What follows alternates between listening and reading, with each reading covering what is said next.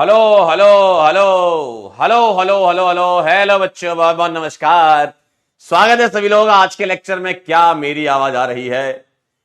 क्या मैं दिखाई दे रहा हूं? भारी मात्रा में लोग जुड़ चुके हैं। आज हमारे साथ 26.5 करोड़ लोग जुड़े हुए हैं। अंशु भैया, Ayush, Sagun, Daksh, doctor Daksh, doctor Alia, doctor Monica, doctor Sampa, doctor Aditya, doctor Kumkum, doctor Khushi, doctor Nishant, doctor Shweta, doctor Aman, doctor Maria, doctor Koku. बहुत बढ़िया। नमस्कार नमस्कार सभी भविष्य के डॉक्टरों को मेरा बहुत बहुत नमस्कार। और कैसे हैं? Good morning good morning good morning. तो जैसा है, कुछ काम हमारा ये है कि लेक्चर नंबर 4 स्टार्ट कर देते हैं अब, है ना। लेक्चर नंबर 3 में हमने रेजोनेंस के बारे में समझा था, कॉन्जुगेशन के बारे में समझा था। आइए आज हम उसके एप्लीकेशन कर लेते हैं और मेसोमेरिक इफेक्ट पढ़ लेते हैं, ठीक है। चलिए, नमस्कार नमस्कार नमस्कार। करें स्टार्ट? जल्दी से बता दीजिए क्या मैं स्टार्ट कर सकता हूं। और भाई, तैयारी कैसी चल रही है? तैयारी कैसी चल रही है? जैसा कि समय नजदीक आता जा रहा है एग्जाम का, हर दिन जो है हमें एग्जाम के बहुत करीब लाकर खड़ा कर रहा है। तो ऐसे मुश्किल समय में हम आपके साथ हैं और हम भी आपके साथ खड़े हैं, तो डरना बिल्कुल भी नहीं है, ठीक है। पढ़ाई करते रहना लगातार। चलिए आइए स्टार्ट करते हैं। आइए स्टार्ट करते हैं। मुझे 12:15 पर याद दिलाना, पर होमवर्क डिस्कस कर लेंगे, ठीक है। चलिए आइए, क्या कह रहे हैं। एप्लीकेशन ऑफ रेजोनेंस देख लेते हैं और मेसोमेरिक इफेक्ट पढ़ लेते हैं, ठीक। क्या कहती जनता? रेजोनेंस का पहला एप्लीकेशन है भाई साहब, स्टेबिलिटी ऑफ इंटरमीडिएट, ठीक है। Stability of intermediate. इंटरमीडिएट जानते हैं क्या क्या होते हैं? इंटरमीडिएट जानते हैं मालिक? कार्बोकैटायन, कार्बेनायन और फ्री रेडिकल। ये हमारे पास कुछ इंटरमीडिएट हुआ करते हैं। जीवन में कभी इनको देखा है क्या? अरे कभी इनको देखा है क्या? बताओ जरा। कार्बोकैटायन, कार्बेनाइन, फ्री रेडिकल को देख रखा है आपने? सर बिल्कुल देख रखा है हमने। कैसे बनते हैं? Carbocation, carbanion heterolytic bond breaking से बनते हैं और free radical homolytic bond breaking से बनता है, ठीक है। अब मुझे रेजोनेंस की वजह से स्टेबिलिटी कंपेयर करानी है, तो कोई मुझे बता सकता है क्या कि रेजोनेंस में एक्चुअल में होता क्या है? अगर मैं आपसे कोई पर्टिकुलर रेजोनेंस के बारे में बात कर लूं, मान लो मैं इसके रेजोनेंस के बारे में बात कर रहा हूं, तो आप मुझे इसका रेजोनेटिंग स्ट्रक्चर बना के बता सकते हैं? जी सर बिल्कुल बना सकते हैं। पहले पाई यहां बना हुआ था, आप पाई यहां बना देंगे। जी सर बिल्कुल सही बात है सर, क्या बात है सर। ऐसा दिखेगा क्या? इसका रेजोनेटिंग स्ट्रक्चर ऐसा दिखेगा क्या? हाँ या ना बोलो। क्या इसका रेजोनेटिंग स्ट्रक्चर ऐसा दिखेगा? और ये दोनों hypothetical, actual structure, real structure कैसा बनेगा? रियल स्ट्रक्चर कैसा बनेगा? रियल स्ट्रक्चर कुछ ऐसा बनेगा। ध्यान से देखना जरा, कुछ कुछ ऐसा है, देखिए। पार्शियल डबल बॉन्ड बना दूं क्या? और एक प्लस चार्ज दो कार्बन में डिस्ट्रीब्यूट हो रहा है, तो मैं प्लस हाफ और प्लस हाफ लिख सकता हूं। यानी कि रेजोनेंस एक्चुअल में होता क्या है? चार्ज डिस्पर्जन हो जाता है ना। रेजोनेंस में क्या होता है? पाई इलेक्ट्रॉन के डीलोकलाइजेशन की वजह से चार्ज क्या है? डिस्ट्रीब्यूट हो जाता है। और चार्ज डिस्ट्रीब्यूशन बड़ी अच्छी बात है। पहले कोई एक कार्बन पूरा का पूरा प्लस चार्ज फील कर रहा होगा। अब अगर मैं देखूं रेजोनेंस की वजह से क्या हुआ, किसी एक पर्टिकुलर एटम पर चार्ज आधा हो गया भाई, यानी कि चार्ज डिस्ट्रीब्यूट हो जाएगा, यानी कि स्टेबिलिटी आ जाएगी। तो मैं ऐसा बोल सकता हूं क्या कि due to resonance, due to resonance, due to resonance charge distribution, charge distribution हो जाता है, चार्ज डिस्ट्रीब्यूशन हो जाता है, जिसकी वजह से स्टेबिलिटी आ जाती है। क्या मैं ये बोल सकता हूं? क्या मैं बोल सकता हूं?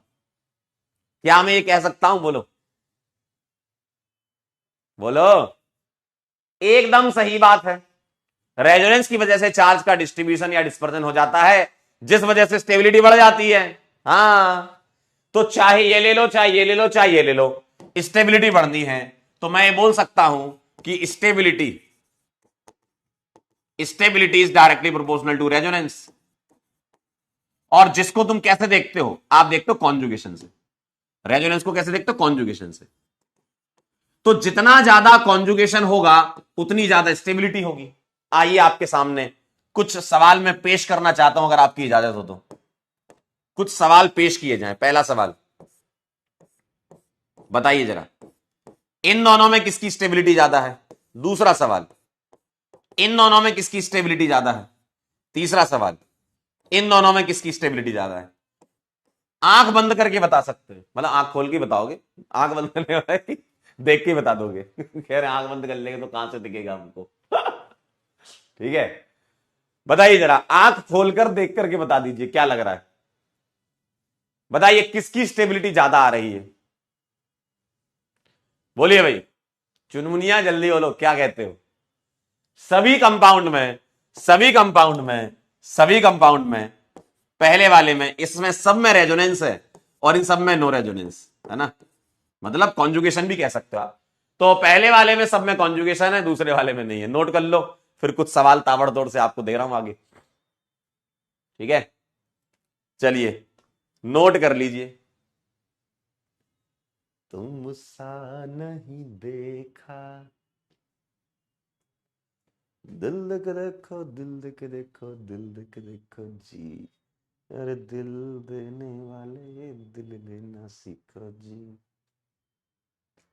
हाँ भाई, नोट कर लो तो मेरे को सूचित कर देना, फिर मैं आपको एक सवाल देना चाहता हूं। क्यों? डन छे हो गया क्या? क्यों अंकल? ये अंकल हो गया क्या?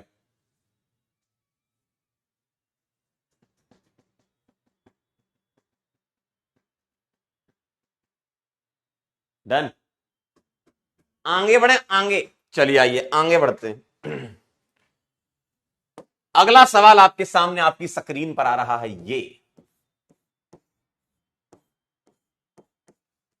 चलिए बताइएगा, चलिए बताइएगा पहला सवाल, मतलब सवाल को इसको 4 कर लेते हैं, 4 4 नंबर का।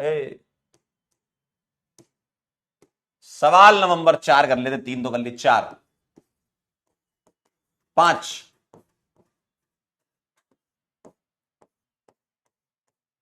क्या कहते हो, 6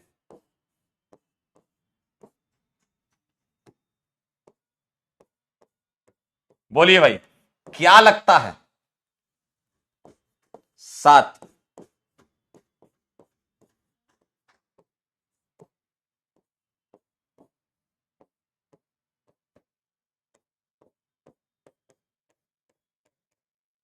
8 और अगर आप ये सवाल कर लेंगे तो आप समझ पाएंगे कि आपके जीवन में क्या चल रहा था।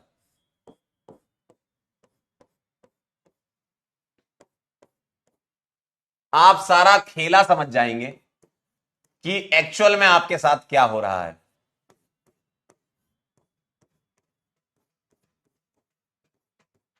चलिए बताइए जरा, क्या कहते हो? क्या कहते हो फोर्थ वाले में? बताइए आंसर, फोर्थ वाले का आंसर बताइए, फोर्थ वाले का। सर रेजोनेंस तो पहले वाले में भी है और इस वाले में भी है, लेकिन यहां ज्यादा है। देखो यहां कॉन्जुगेशन ज्यादा है तो ये प्लस चार्ज का डिस्पर्जन या डिस्ट्रीब्यूशन ज्यादा होगा। बिल्कुल सही बात है, more conjugation, less conjugation relatively, अगर इससे कंपेयर कराऊं तो लेस कॉन्जुगेशन, और यहां कह दूंगा नो कॉन्जुगेशन। क्या बात है सर? सर सेम यहां पर भी ऐसे ही हो रहा है, more conjugation, less conjugation, no conjugation, more conjugation, less conjugation, no conjugation. Sir more more, double more, दो दो मोर है इसमें भाई, मतलब बहुत सारे मोर है। भयंकर रेजोनेंस है, भयंकर रेजोनेंस। क्यों? क्योंकि अल्टरनेट डबल बॉन्ड है ना, तो plus single double single double single double झमाझम। ठीक है, देखिए जरा, क्या मैं इनके आंसर ऐसे लिख दूं? क्या मैं इनके आंसर ऐसे लिख दूं? झमाझम रेजोनेंस होगा भाई, बेंजीन रिंग में गुर्र घूम जाएगा भाई, समझे? कह रहे मोरेस्ट। कह रहे हैं ये मोर कॉन्जुगेशन तो मोरेस्ट कॉन्जुगेशन। 10 नवंबर आइए 10th।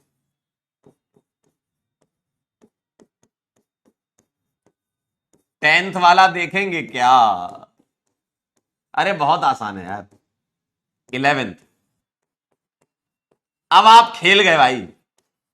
अब आप खेल गए, खेल गए, खेल गए। अब आप खेल गए भाई।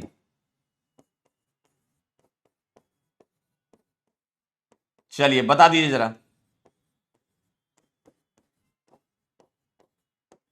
अब आप खेल गए।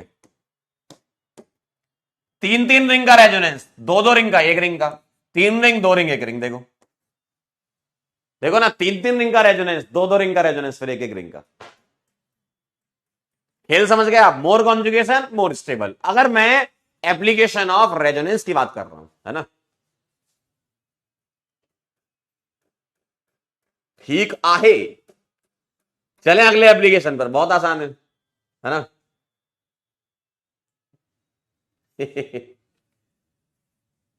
बहुत आसान है। चला जाएगा। मोर मोर मोरेस्ट। कैसे पगले लोग कह रहे हैं मोर मोर मोरेस्ट। चला जाए सर। डन।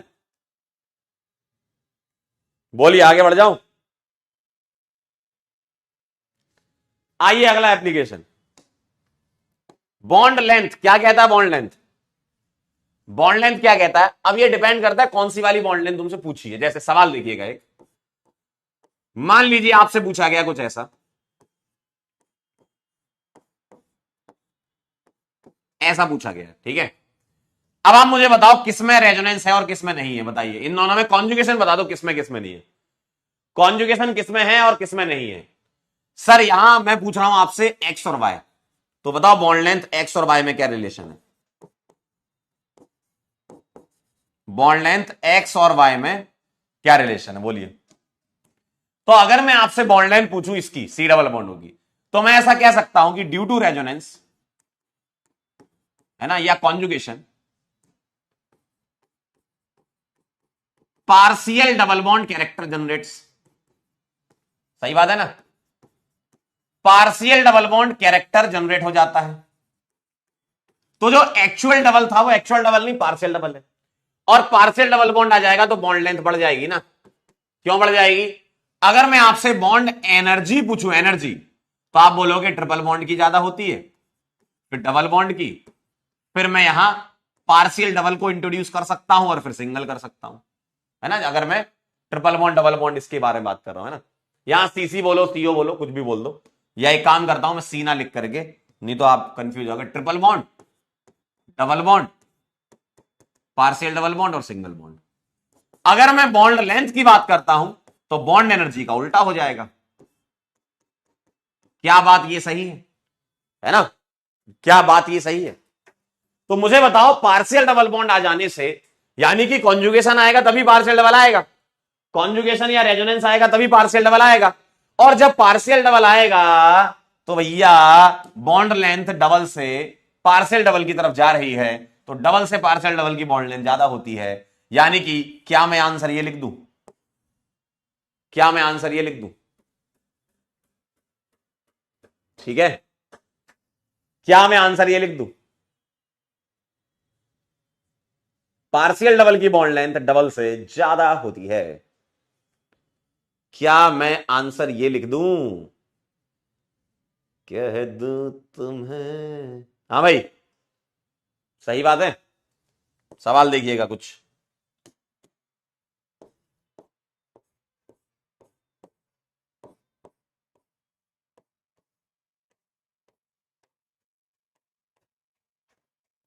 चलिए, इसकी बॉन्ड लेंथ एक्स है, इसकी वाई है और इसकी जेड है। बताइए किसकी बॉन्ड लेंथ ज्यादा होगी? बोलिए, किसकी बॉन्ड लेंथ ज्यादा होगी?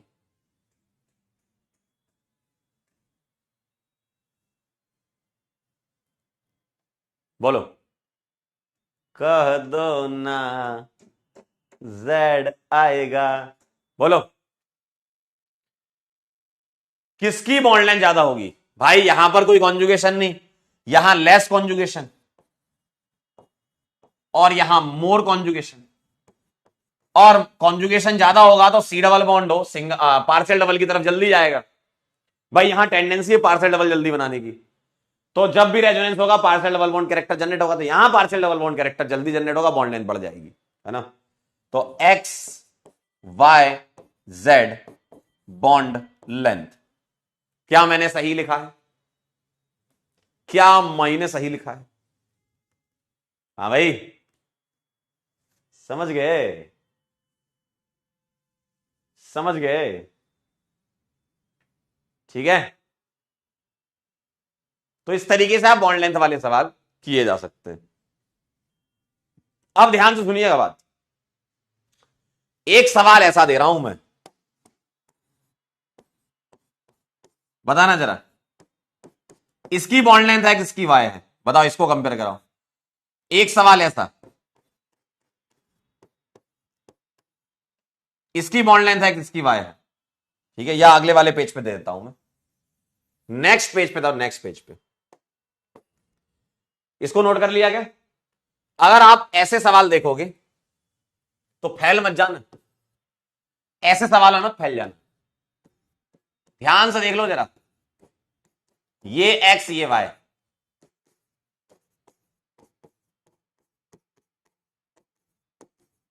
ये एक्स ये वाई,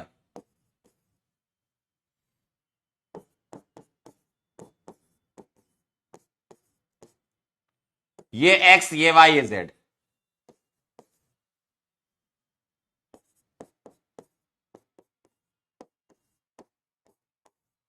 ये एक्स ये वाई ये जेड ये डब्ल्यू।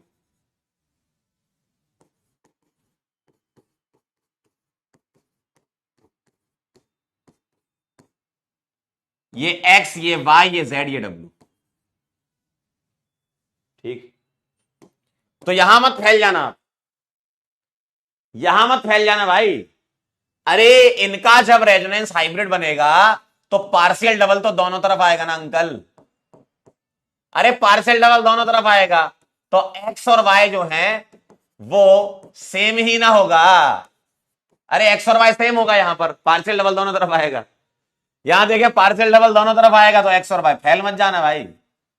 यहां देखें जरा, यहां पार्शियल डबल तीनों तरफ आएगा, भाई कॉन्जुगेशन तीनों तरफ आ रहा है ना, तो ये आंसर आएगा। यहां चारों जगह आएगा पार्शियल डबल, तो इधर बॉन्ड लेंथ सबकी सेम होगी। तो ऐसे सवालों में मत फैल जाना। अरे जब रेजोनेंस हाइब्रिड ही सेम बनेगा, पार्शियल डबल उसका दोनों तरफ ही आ रहा है ना, पार्शियल डबल सेम जगह आएगा, तो फिर बॉन्ड लेंथ तो बराबर हो जाएगी ना, समझे? ये वाली बात आपके भेजे में गई क्या?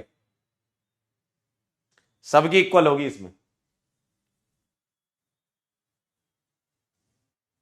ठीक है छे, हाँ।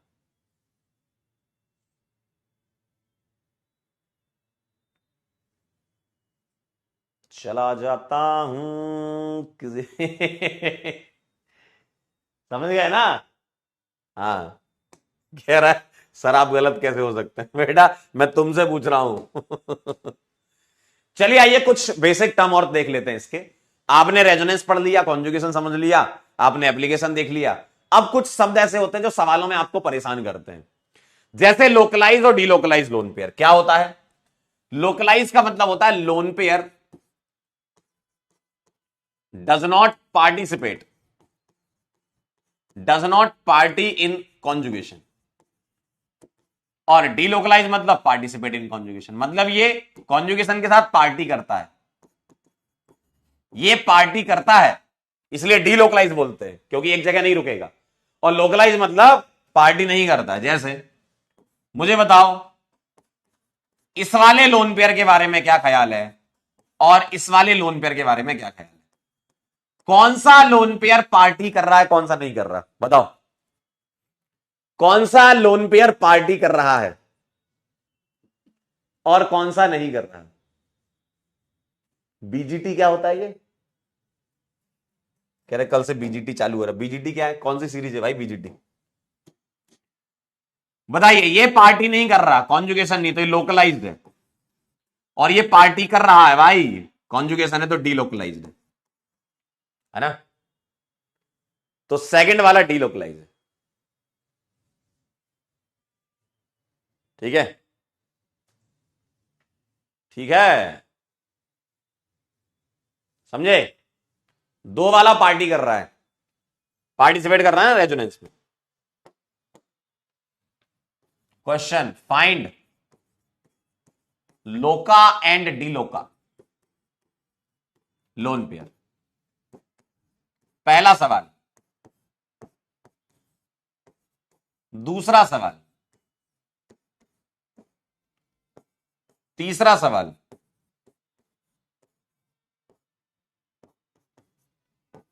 चौथा सवाल।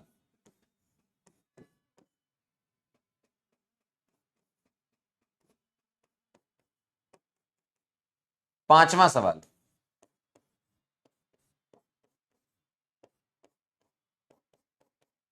सिक्स्थ।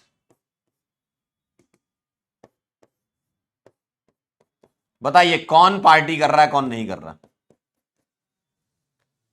बोल दो भाई, क्या कह रहे हो, कह दो ना जल्दी से, बताइए। अच्छा, बीजीटी मतलब बॉर्डर गावस्कर ट्रॉफी। बेटा ये वाली ट्रॉफी ले लो, ये बहुत काम की है तुम्हारी। बीजीटी तो होती रहेगी, सदियों से होती आ रही है, आगे भी होती रहेगी। है ना। पता चला तुम्हारा बीजीटी ना बन जाए। आइए इधर, पहले वाले के बारे में क्या ख्याल है, फर्स्ट वाले के बारे में गौर से देखो जरा।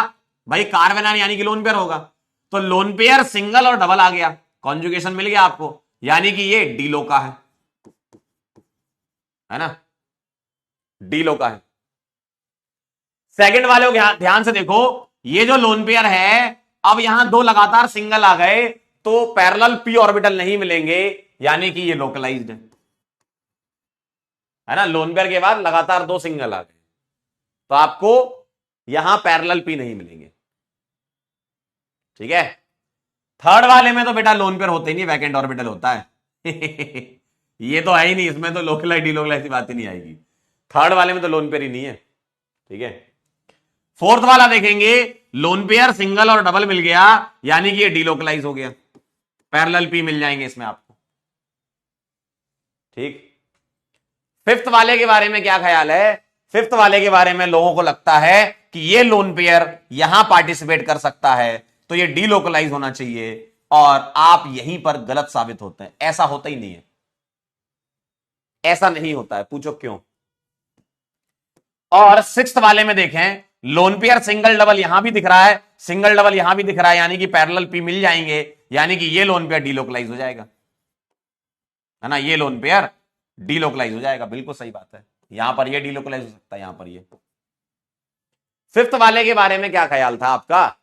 फिफ्थ वाले के बारे में आप पता क्या कह रहे थे मुझसे। फिफ्थ वाले में आप कह रहे थे कि सर ये डीलोकलाइज होना चाहिए। आइए फिफ्थ को थोड़ा गहराई से समझते हैं। अगर तुम अगर तुम अगर तुम देखो तो देखो, मुझे बताओ, अगर तुम इसको डीलोकलाइज करवा देते, चलो करवा दो, तो इसका रेजोनेटिंग स्ट्रक्चर बनाते आप ऐसा, देखो ऐसा बनाते आप इसका रेजोनेटिंग स्ट्रक्चर, अगर करवाते तो। और जैसे ये बनाते, ये तो एग्जिस्ट ही नहीं करता। क्यों। क्योंकि इस नाइट्रोजन का हाइब्रिडाइजेशन हो जाता एसपी, एक और एक दो सिग्मा, तो बॉन्ड एंगल हो जाता है इसका 180। 180 का मतलब क्या होता है पता है, लीनियर। और लीनियर हो जाने से रिंग टूट जाएगी। हाँ, अरे लीनियर 180 रिंग टूट जाएगी भाई, रिंग टूट जाएगी, तो ये कॉन्जुगेशन होता ही नहीं है भाई। 180 रिंग टूट जाएगी भैया, रिंग टूट जाएगी, तो ये रेजोनेंस नहीं करता। और इसका जो लोन पेयर है, वो lone pair sp2 hybrid orbital में है भाई। एक सिग्मा ये, एक सिग्मा ये, और एक लोन पेयर, सिग्मा दो हो गए, लोन पेयर एक हो गया, तो हाइब्रिडाइजेशन sp2, और हाइब्रिड ऑर्बिटल पाई नहीं बनाता, प्योर पी पाई बनाता है। ठीक है। और अगर तुम करवाना भी चाहते हो तो चलो करवा के देख लो, रिंग टूट जाएगी। तो पायरिडीन नाम है इसका, इसका लोन पेयर डीलोकलाइज होता है, सॉरी लोकलाइज होता है, डीलोकलाइज नहीं होता। पायरोल, पायरोल इसका नाम पायरोल है, पायरोल का लोन पेयर लोकलाइज होगा, बिल्कुल होगा। समझ पाए? ठीक है। कह रहे थर्ड वाला समझो बेटा, थर्ड वाला तो मैंने यूं ही दे दिया था, थर्ड वाला मैंने यूं ही दे दिया था, लोन पेयर वगैरह कुछ नहीं, तो इसमें लोकलाइज डीलोकलाइज की बातें नहीं होंगी, है ना। ठीक है। कह रहे सर दिल तो पागल है, बेटा दिल नहीं तुम्हारा दिमाग भी पागल है। बेटा दिल नहीं, तुम्हारा दिमाग भी पागल है। ठीक है। चला जाए, understood, very nice, very very nice, very very good. तो लोकलाइज और डीलोकलाइज लोन पेयर कुछ इस तरीके से चलते हैं। ठीक है। एक कह रहा सर थर्ड में बैक बॉन्डिंग। कहां से लोन पेयर है इसमें, कहां से बैक बॉन्डिंग आ जाएगी? बेटा लोन पेयर नहीं है, देखो थर्ड वाले में कॉन्जुगेशन है, देखो थर्ड में कॉन्जुगेशन है, सही बात है, क्योंकि वैकेंट ऑर्बिटल कॉन्जुगेशन है। मैं लोन पेयर के बारे में बात कर रहा हूं, लोन पेयर नहीं है ना। मैं ये कह रहा था localise and delocalise lone pair, lone pair नहीं है, यहां कॉन्जुगेशन तो है, लोन पेयर नहीं है। अक्षय कह रहे हैं पारुल, बेटा पायरुल नाम है उसका, पारुल नाम नहीं है। तो तुम अभी उस पुरानी यादों से बाहर निकलो अक्षय, भाई अक्षय, पुरानी यादों से बाहर निकली, पारुल नहीं है, पारुल चली गई भाई, पायरोल है ये। ठीक है। ठीक है। तो फिफ्थ वाला लोन पे डीलोकलाइज, एक कह रहा सर फिर क्या होगा फिफ्थ वाला, अरे भाई जब डीलोकलाइज नहीं है तो लोकलाइज ही तो होगा। मैंने एकदम सही पकड़ा है, तुम में दिमाग नहीं है, दिल तो पागल है, दिमाग भी पागल है, लोकलाइज होगा ये। ठीक है। थर्ड वाला रेजोनेंस करेगा, यस करेगा, थर्ड वाले में कॉन्जुगेशन है, लेकिन लोन पेयर की बात चल रही है। कह रहे जूस पिला दो। भाई कौन है ये सुबह सुबह जूस पी रहा है?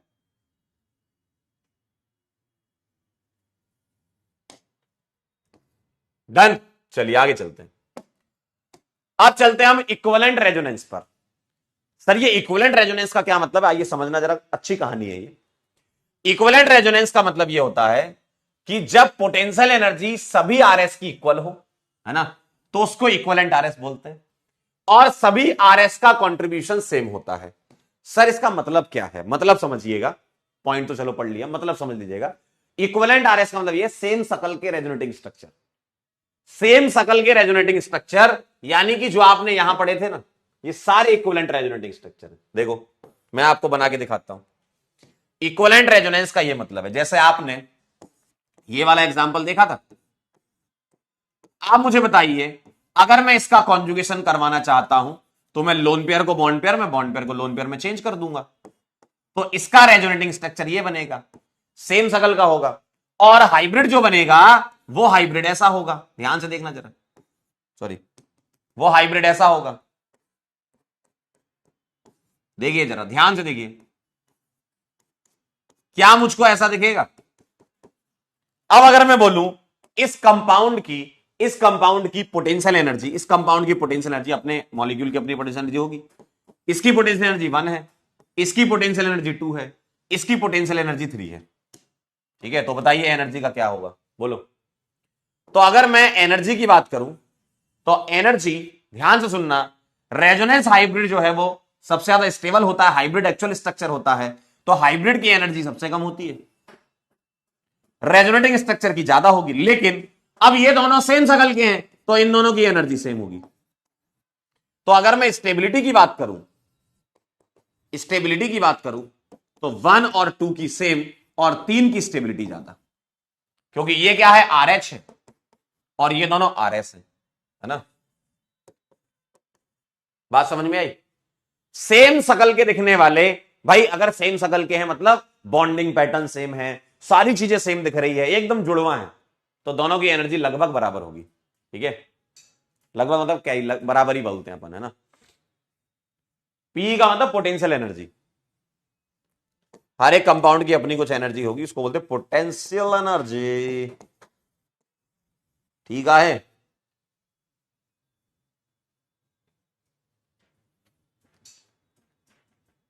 ओ सजनी रे, समझे खेल?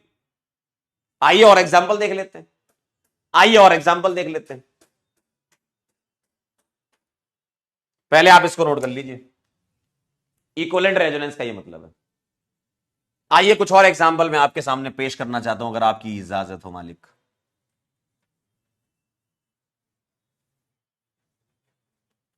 टमाटर बड़े मजेदार, ओ टमाटर बड़े मजेदार।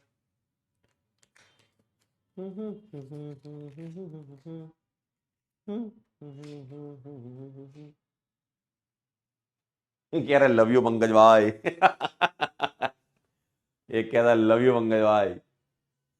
अब ये मत बोलना मेरा बच्चा है तू। चले आगे, इजाजत है? आइए जरा कुछ और एग्जाम्पल मैं आपके सामने बनाता हूं। जैसे ये देखिए, इसका रेजोनेंस करके बताइए जरा, रेजोनेटिंग स्ट्रक्चर। क्या ये इक्विवेलेंट रेजोनेटिंग स्ट्रक्चर होंगे? देखिए बिल्कुल सही बात है। तो इन दोनों की एनर्जी सेम होगी, है ना? तो मैं यहां पोटेंशियल एनर्जी लिख रहा हूं 1 इज इक्वल टू 2। ठीक है, हाइब्रिड की कम होगी लेकिन इनकी बराबर होगी। दूसरा देखिए जरा, बताइए इसके रेजोनेटिंग स्ट्रक्चर बना लीजिए जरा, क्या कह रहे हैं? बोलिए भाई। ये रेजोनेंस करेगा तो देखिए जरा, प्लस है यहां, सिंगल है यहां डबल है, पैरेलल पी मिल गए, तो ये बॉन्ड पाई बॉन्ड यहां शिफ्ट हो जाएगा, तो आपको ऐसा नजर आएगा। और ये पाई बॉन्ड यहां शिफ्ट हो जाएगा, तो आपको ऐसा नजर आएगा। देखिए देखिए जरा, ऐसा देखिएगा। अगर आपको इनका हाइब्रिड बनाना है तो आप बिल्कुल बना सकते हो, आपकी इच्छा है। ऐसा दिखेगा, सेम शकल के दिखेंगे, एकदम सिमेट्रिकल हाइब्रिड बनेगा इसका। ठीक है, इसका हाइब्रिड बनाएंगे तो कैसा बनेगा? इसका हाइब्रिड हम ऐसे दिखाते हैं, और बीच में प्लस। आप चाहो ऐसा नहीं बनाना, आप ऐसे बना सकते हो, गोलू प्लस। आपकी इच्छा है सर ऐसा नहीं बनाना, आप ऐसे बना सकते हो, प्लस 1/3, प्लस 1/3, क्योंकि पाई बॉन्ड पूरी रिंग में घूम रहा है और एक प्लस चार्ज 3 कार्बन में डिस्ट्रीब्यूट हो रहा है। तो कुछ किताबों में ऐसे बनाते हैं, कुछ में ऐसे बनाते हैं, कुछ में ऐसे, तीनों सही है, कोई दिक्कत नहीं, हाइब्रिड बनाने का तरीका। ठीक है, और एग्जाम्पल देखना पसंद करेंगे आप? देखिए जरा, देखिए जरा ऐसा, इसके रेजोनेटिंग स्ट्रक्चर बना लेते हैं। आइए कैसे करोगे आप? ये प्लस है, ये सिंगल है, डबल है, डबल बॉन्ड को शिफ्ट करते जाओ तो आपको कुछ ऐसा नजर आएगा, यहां डबल, इधर प्लस। क्या इसके बाद भी हो सकता है? बिल्कुल हो सकता है। आइए ये बॉन्ड यहां शिफ्ट कर दूं, देखिए जरा, डबल यहां आ जाएगा, प्लस यहां आ जाएगा, और बाकी सेम टू सेम है। क्या और आगे हो सकता है? बिल्कुल हो सकता है। डबल यहां शिफ्ट कर दूं, घुमाते जाओ आप डबल बॉन्ड, इसमें क्या है, एरो घुमाना है बस अपने को। सर इसके बाद और कर सकता हूं? बिल्कुल कर सकते हो, यहां शिफ्ट कर दो डबल बॉन्ड, देखिए ऐसा ऐसा ऐसा, सब सेम शकल के हैं, सारे के सारे सेम शकल के। देखो सर और कर सकते हो? अरे बिल्कुल कर सकते हैं, यहां शिफ्ट कर दो, आप देखो ना डबल बॉन्ड शिफ्ट होता जा रहा है। सर और कर सकते हो? बिल्कुल कर सकते हैं, देखिए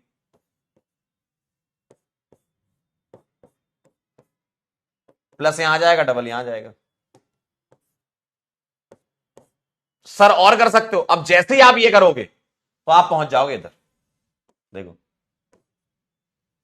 देखो, जैसे ही आप ये डबल बॉन्ड यहां शिफ्ट करोगे, प्लस चार्ज वहां चला जाएगा।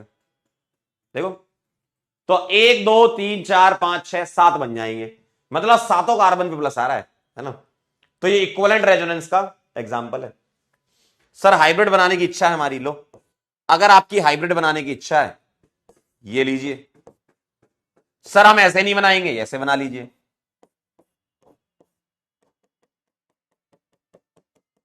सर हम ऐसे नहीं बनाएंगे, ऐसे बना लीजिए। अलग अलग तरीके हैं हाइब्रिड बनाने के। एक प्लस चार्ज सातों कार्बन में जा रहा है, +1/7।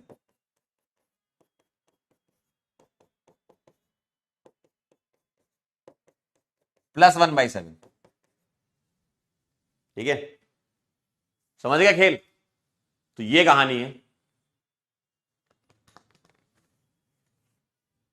इक्विवेलेंट आरएस समझ चुके हैं, अब आप सेम सकल के स्ट्रक्चर दिखेंगे आपको।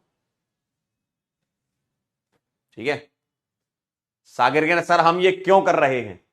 बेटा इसके मल्टीपल रीजंस है कि हम ये क्यों कर रहे हैं। पहला, एक तो आप डॉक्टर बनोगे, दूसरा पेपर में सवाल आ सकता है, तीसरा अभी सवाल आएंगे तो फैल जाओगे, तो उससे बचने के लिए।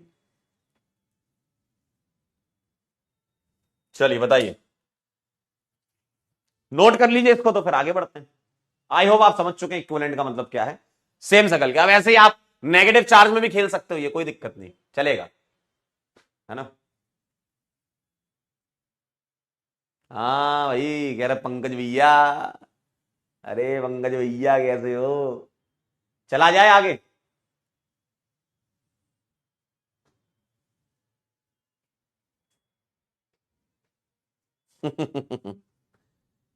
कई बार ऐसा लगता है जीवन में, जैसे जब तुम छोटे थे ना बचपन में, बचपन में तो अगर सभी छोटे होते हैं लेकिन जब तुम छोटे थे ना बचपन में, तो बहुत कम जानकारी हुआ करती थी।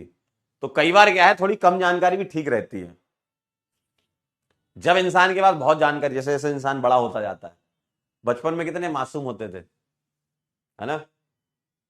लेकिन जैसे जैसे हम बढ़ते जाते हैं, आगे बढ़ते जाते हैं, जब हमें बहुत जानकारियां प्राप्त हो जाती हैं, तो हमें यह समझ नहीं आता कि हमको अपनी कौन सी जानकारी को कहां इस्तेमाल करना है। ये मतलब मनुष्य जीवन का सबसे बड़ा चैलेंज भी है कि आपको कौन सी जानकारी को कहां इस्तेमाल करना है। आप क्या करते हो, हर समय मुंह खोल देते हो। और जब से ये कमेंट आया है, इसमें तो मतलब सुपर पावर मिल गई है आपको। जो मन में आ रहा है वो लिखिए क्यों, जो मन में आ रहा है वो लिखिए। तो सोशल मीडिया का सही से इस्तेमाल कीजिए, कमेंटों का सही से इस्तेमाल कीजिए। और ये जो तुम्हारी जनरेशन चल रही है, मुझे लगता है सभी लोग जेन एक्स वाले बन गए होंगे अब तक तो। जेन जी तो निकल चुका कब का अब तुमको देख करके तुम्हारी जनरेशन अब जेन एक्स आ चुकी है, जेन एक्स, जेन अल्फा, तो आप उसमें पहुंच गए हो तो अब क्या है, तुम्हारे पास ना रिसोर्सेज बहुत है। पहले क्या, बड़े मिनिमम से रिसोर्सेज होते हैं। अब सोचो, पहले इंसान बिना कोचिंग के सिलेक्ट क्यों हो जाता था? क्योंकि उसको पता है एक किताब है, इसको मुझे पढ़ना है, ठीक है, इसके सवाल लगाने हैं, मैं पेपर देने जाऊंगा और मेरा काम हो जाएगा, है ना। पहले जब कोचिंग नहीं हुआ करती थी, अगर 1970, 80, 82, 84, 85, 87 की बातें करें, जब कोचिंग स्टार्ट नहीं हुई थी, तब उस समय तो भाई साहब क्या था बताओ, लोग सिलेक्ट होते थे और उस समय बहुत अच्छे अच्छे सवाल आया करते थे। तो सोचो, वहां पे लोग सिलेक्ट हुआ करते, उनको पता था इसी किताब को पढ़ना है। अब क्या है, अब भंडारा है तुम्हारे सामने, अब तुमको समझ नहीं आ रहा है कि भंडारे में पहले बूंदी खाऊं कि पहले मैं पूरी सब्जी लपेटूं ठीक है, तो ये कहानी है। तो कई बार ऐसा होता है, देखो जब जीवन में कुछ समझना है ना, ऐसा सबके साथ होगा, हमारे साथ भी होता है, सबके साथ होता है। जब जीवन में कुछ आपको रास्ता ना दिखे ना, फिर ये समझ लीजिए कि ऊपर वाले का कुछ प्लान है आपका, तो आप उसके हिसाब से चलिए। अब आप चलते रहिए, बहुत ज्यादा उसमें अगर आप घुसेंगे ना, तो आप बहुत फंस जाएंगे। फिर बोलते हैं ना कि सर बहुत सारे थॉट्स आ रहे हैं, सर एंजाइटी हो रही है, सर ये हो रहा है। इसका मेन कॉज ही यहीं से शुरू होता है कि बहुत सारी चीजों को आप एक साथ सोचना और एक साथ करने की कोशिश करते हो, ठीक है। तो जीवन में थोड़ा सा माहौल ऐसा रखें कि ठीक है, कर लेंगे, है ना, मेहनत करेंगे और क्या कह रहे हैं जूस पिला दो मौसम्बी का चलो भाई, हो गया, आगे बढ़े। कह रहे आशीर्वाद दीजिए, अरे आशीर्वाद तो हमारा हमेशा साथ में भाई चलिए, आशीर्वाद के साथ साथ ये भी सीख लीजिए, आशीर्वाद के साथ ये भी लीजिए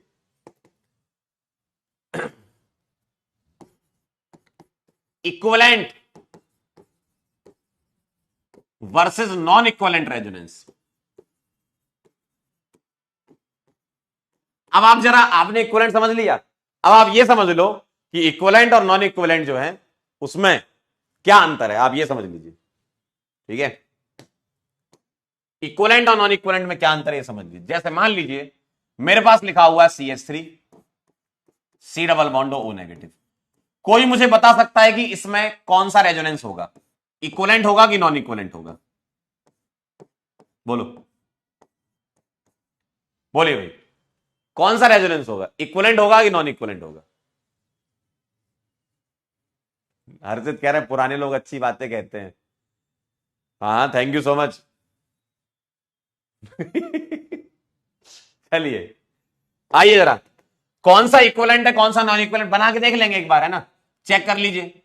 अगर मैं इसका रेजोनेंस कराता हूं, क्या ये सेम शकल के दिखेंगे? क्या ये सेम शकल के दिखेंगे? दोनों का चेहरा सेम सेम है, बॉन्डिंग पैटर्न सेम है ना?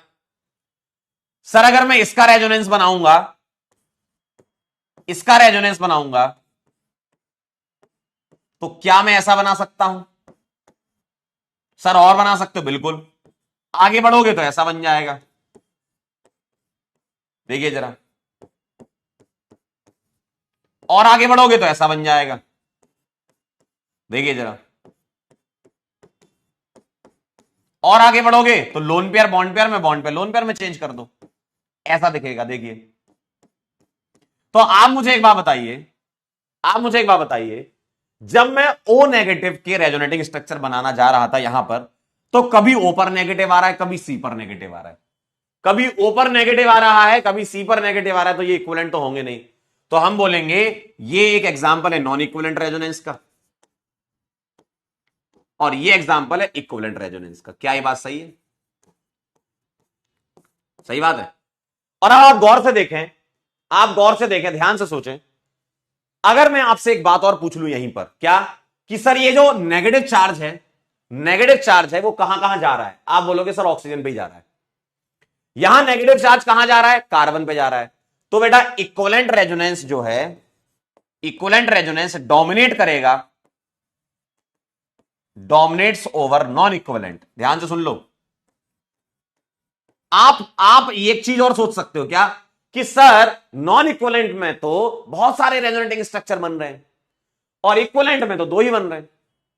नॉन इक्विवेलेंट में बहुत सारे बन रहे हैं, इक्विवेलेंट में दो ही बन रहे हैं, तो सर नॉन इक्विवेलेंट डोमिनेट करना चाहिए था। मैं बात रेजोनेटिंग स्ट्रक्चर की नहीं कर रहा, मैं बात चार्ज की कर रहा हूं। ध्यान से सुन लो।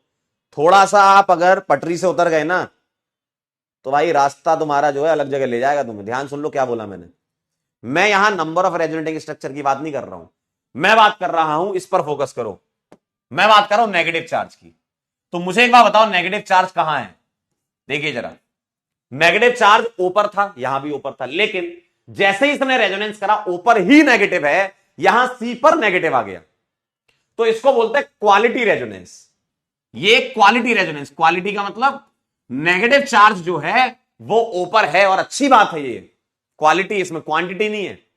क्वांटिटी मतलब number of resonance structure, quantity, quantity में ये ज्यादा है लेकिन क्वालिटी में ये ज्यादा है, और आपको पता है क्वालिटी ज्यादा अच्छी होनी चाहिए क्वांटिटी से। अगर मैं सिर्फ चार्ज की बात कर रहा हूं, मैं आपसे अगर यह पूछता कि बताओ नंबर ऑफ रेजोनेटिंग स्ट्रक्चर किसके ज्यादा है, आपका आंसर ये आना चाहिए। अगर मैं आपसे रेजोनेटिंग स्ट्रक्चर पूछता तो आपका आंसर ये आना चाहिए कि सर रेजोनेटिंग स्ट्रक्चर इसमें ज्यादा है। मैं आपसे पूछ रहा हूं ओ नेगेटिव कहां स्टेबल होगा। तो अगर मैं आपसे इन दोनों की स्टेबिलिटी कंपेयर करा लूं, स्टेबिलिटी 1 और 2 की, तो स्टेबिलिटी किसकी कंपेयर करा रहा हूं मैं? स्टेबिलिटी ऑफ एनायन करा रहा हूं भाई। एनायन की स्टेबिलिटी, चार्ज की स्टेबिलिटी, और चार्ज की स्टेबिलिटी कहां ज्यादा होगी? 1 में, क्योंकि ऊपर ही नेगेटिव रहेगा। समझे बात को? समझे बात को? तो equivalent versus non equivalent resonance में इक्विवेलेंट जीतता है। क्या आपको यह बात समझ में आई? मैं नेगेटिव चार्ज की बात कर रहा हूं, नेगेटिव चार्ज की बात। तो 1 जीतेगा 2 से। तो अगर मैं स्टेबिलिटी ऑफ एनायन बोलूंगा तो ये वाला anion carboxylate ion phenoxide ion से ज्यादा स्टेबल है। कार्बोक्सिलेट है, ये फिनॉक्साइड है।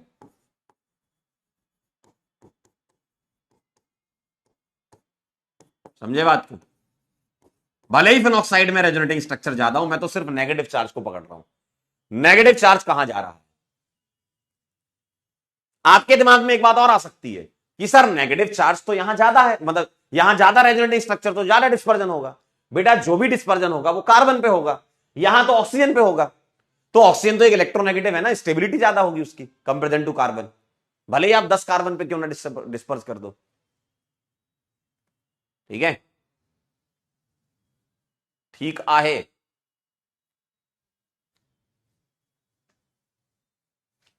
चलिए नोट कर लीजिए इसको।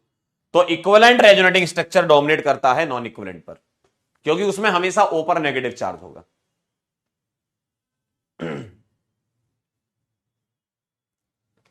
क्या आप मेरी बात ये समझ गए? और अगर समझ गए तो लिख लीजिए।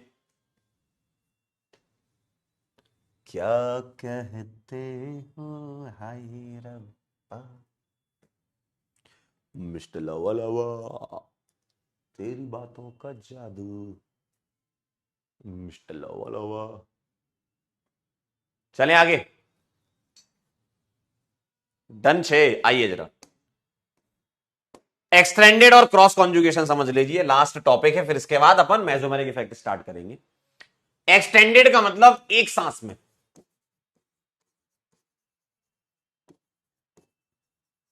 और क्रॉस का मतलब दो अलग अलग सांसों में। वाह वाह वाह, बहुत बढ़िया।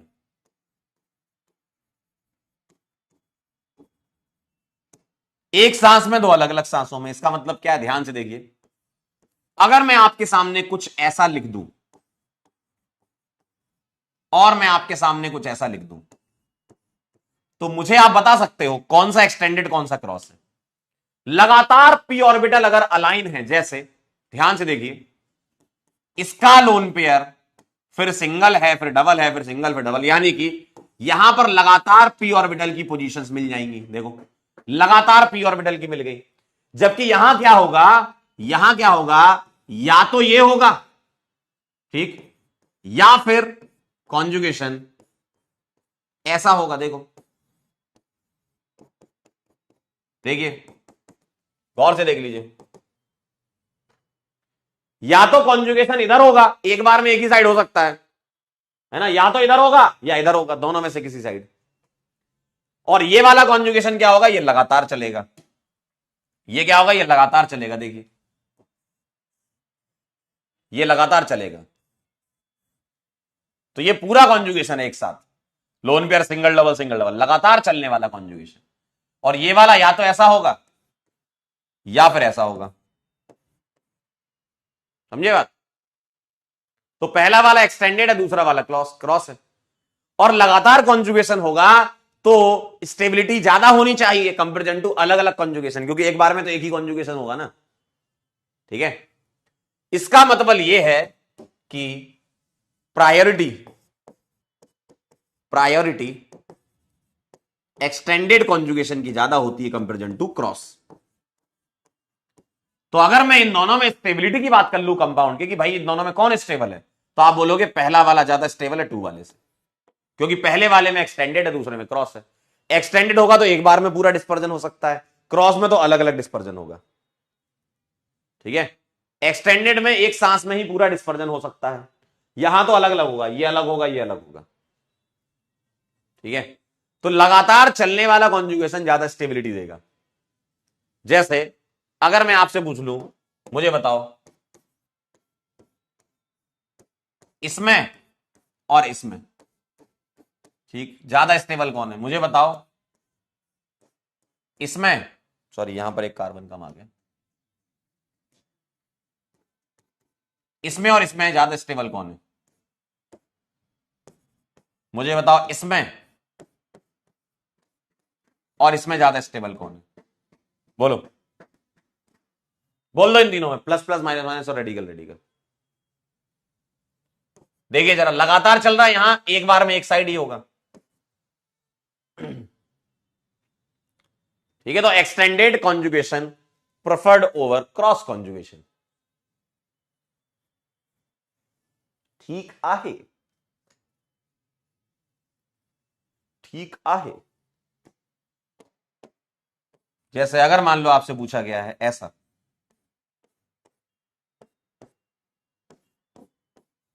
बताइए जरा कौन ज्यादा स्टेबल है, कौन ज्यादा स्टेबल कंपाउंड है, बताओ भाई कौन ज्यादा स्टेबल कंपाउंड है, बोलो। अरे बता सकते हो, ये है। एक बच्चे ने एकदम सही कहा, एक बच्चे ने एकदम सही कहा कि सर मेरे को एक्सटेंडेड यूनिडायरेक्शनल दिख रहा है, सही बात है। और क्रॉस क्या दिख रहा है, बाई डायरेक्शनल, बिल्कुल सही बात है, बिल्कुल सही है। देखो एक्सटेंडेड जो है वो यूनिडायरेक्शनल ही है और ये बाई डायरेक्शनल है, बिल्कुल सही बात कह रहे हो आप। बिल्कुल सही बात कह रहे हो। देखो ये एक डायरेक्शन में जा रहा है, ये दोनों डायरेक्शन में जा रहा है। ठीक है, एकदम सही कह रहे हो आप। क्या बात है, गजब गजब सोचते हैं अंकल आप।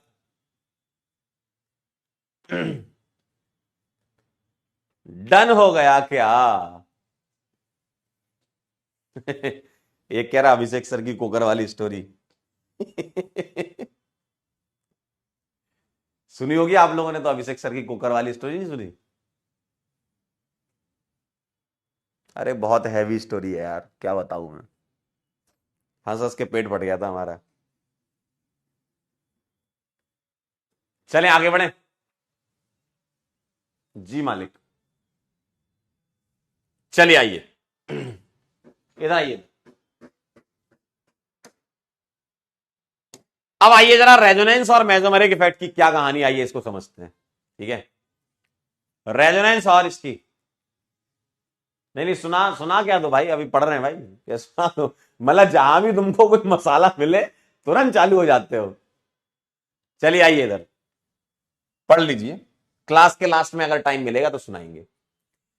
भाई रेजोनेंस और मेसोमेरिक इफेक्ट सुनना ध्यान से। रेजोनेंस और मेसोमेरिक इफेक्ट जो है, कहने को तो हम सेम कह देते हैं, लेकिन बस एक बारीक डिफरेंस है, एक थिन लाइन है, बिल्कुल बारीक डिफरेंस है। क्या? आइए जरा, मैं अगर आपसे पूछूं बताओ, इसमें रेजोनेंस या कॉन्जुगेशन है क्या? हाँ या ना? हाँ या ना, ध्यान सुन लो। दोनों वैसे कहने को हम सेम कह देते हैं, लेकिन एक बारीक अंतर समझ लो क्या है। बोलो भाई, बोलो, मुझे बताइए, क्या इसमें रेजोनेंस है क्या? हाँ या ना?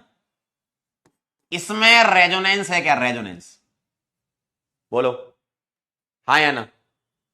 Sir parallel position of p orbital मिल गई मुझे, parallel position of p orbital मेरे को दिख रही है, बिल्कुल सही बात है। Parallel position of p orbital तो बढ़िया मस्त रेजोनेंस होगा। यस लिखेंगे, आंसर है। ठीक है, बहुत अच्छी बात है, बहुत अच्छी बात है, बहुत अच्छी बात है। अब मुझे बताना जरा, क्या इसमें रेजोनेंस है? बहुत ध्यान समझना बात। क्या इसमें रेजोनेंस, थोड़ा पीछे से बना देता हूं मैं, है ना, जगह मिल जाएगी मेरे को। बताइए, क्या इसमें रेजोनेंस है? हाँ या ना? क्या इसमें रेजोनेंस है? हाँ या ना? कह दो ना। कौन कर रहा है फोन भाई? बताओ। policybazaar.com। बोलो, क्या इसमें रेजोनेंस है? आपका आंसर एकदम सही है, यस। सर कैसे है, ध्यान से देखिए। ये ऑक्सीजन का लोन पेयर है, ऑक्सीजन के पास लोन पेयर होगा ना, और यहां पर मुझे पैरेलल पी ऑर्बिटल मिल गए। और रेजोनेंस, जो इसमें रेजोनेंस होगा वो कैसे होगा? ऑक्सीजन अपना लोन पेयर इसको दे रहा होगा, रिंग को, सही बात है। यानी कि बिल्कुल मस्त कॉन्जुगेशन मिल रहा, मजेदार, सही बात है। अब ध्यान से सुनना, मीजोमेरिज्म है क्या? रेजोनेंस और मीजोमेरिज्म बातें हम बोलने को सेम बोलते हैं, लेकिन अलग है, ध्यान से समझ लो। क्या इसमें मीजोमेरिज्म है क्या? मैं बता रहा हूं नहीं है। क्या इसमें मीजोमेरिज्म है क्या? मैं बता रहा हूं है। अब आप बोलो, क्या कारण रहा होगा कि इसमें मीजोमेरिज्म है और इसमें नहीं है?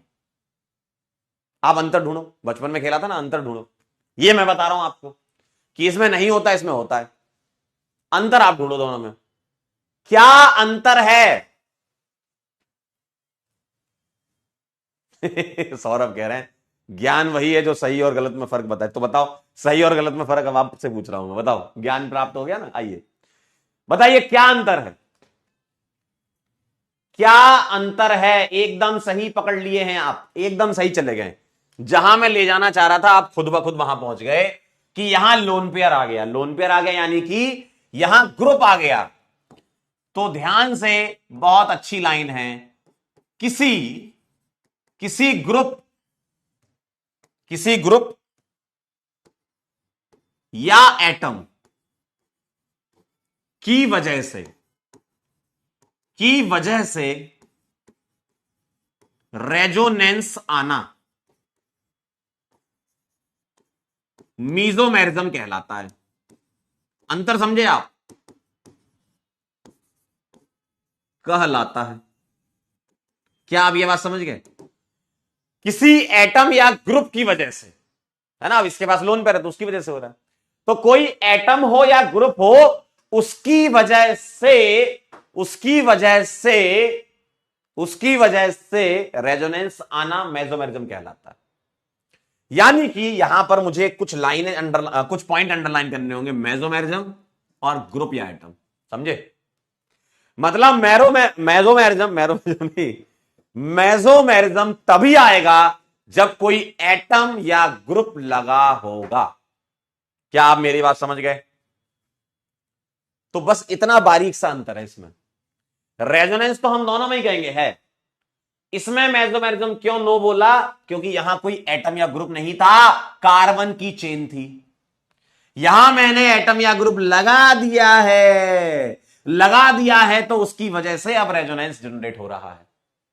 अंतर समझ गए आप? तो बस इसी बात पर पहले और दूसरे सवाल का आंसर मुझे करके बता दें। All resonance effect are mesomeric effect, हां या ना? क्या सभी रेजोनेंस मेसोमेरिक होते हैं? हां या ना? क्या सभी रेजोनेंस मेसोमेरिक होंगे? बताओ हां या ना? कह दो ना, फॉल्स है ये, बोलो।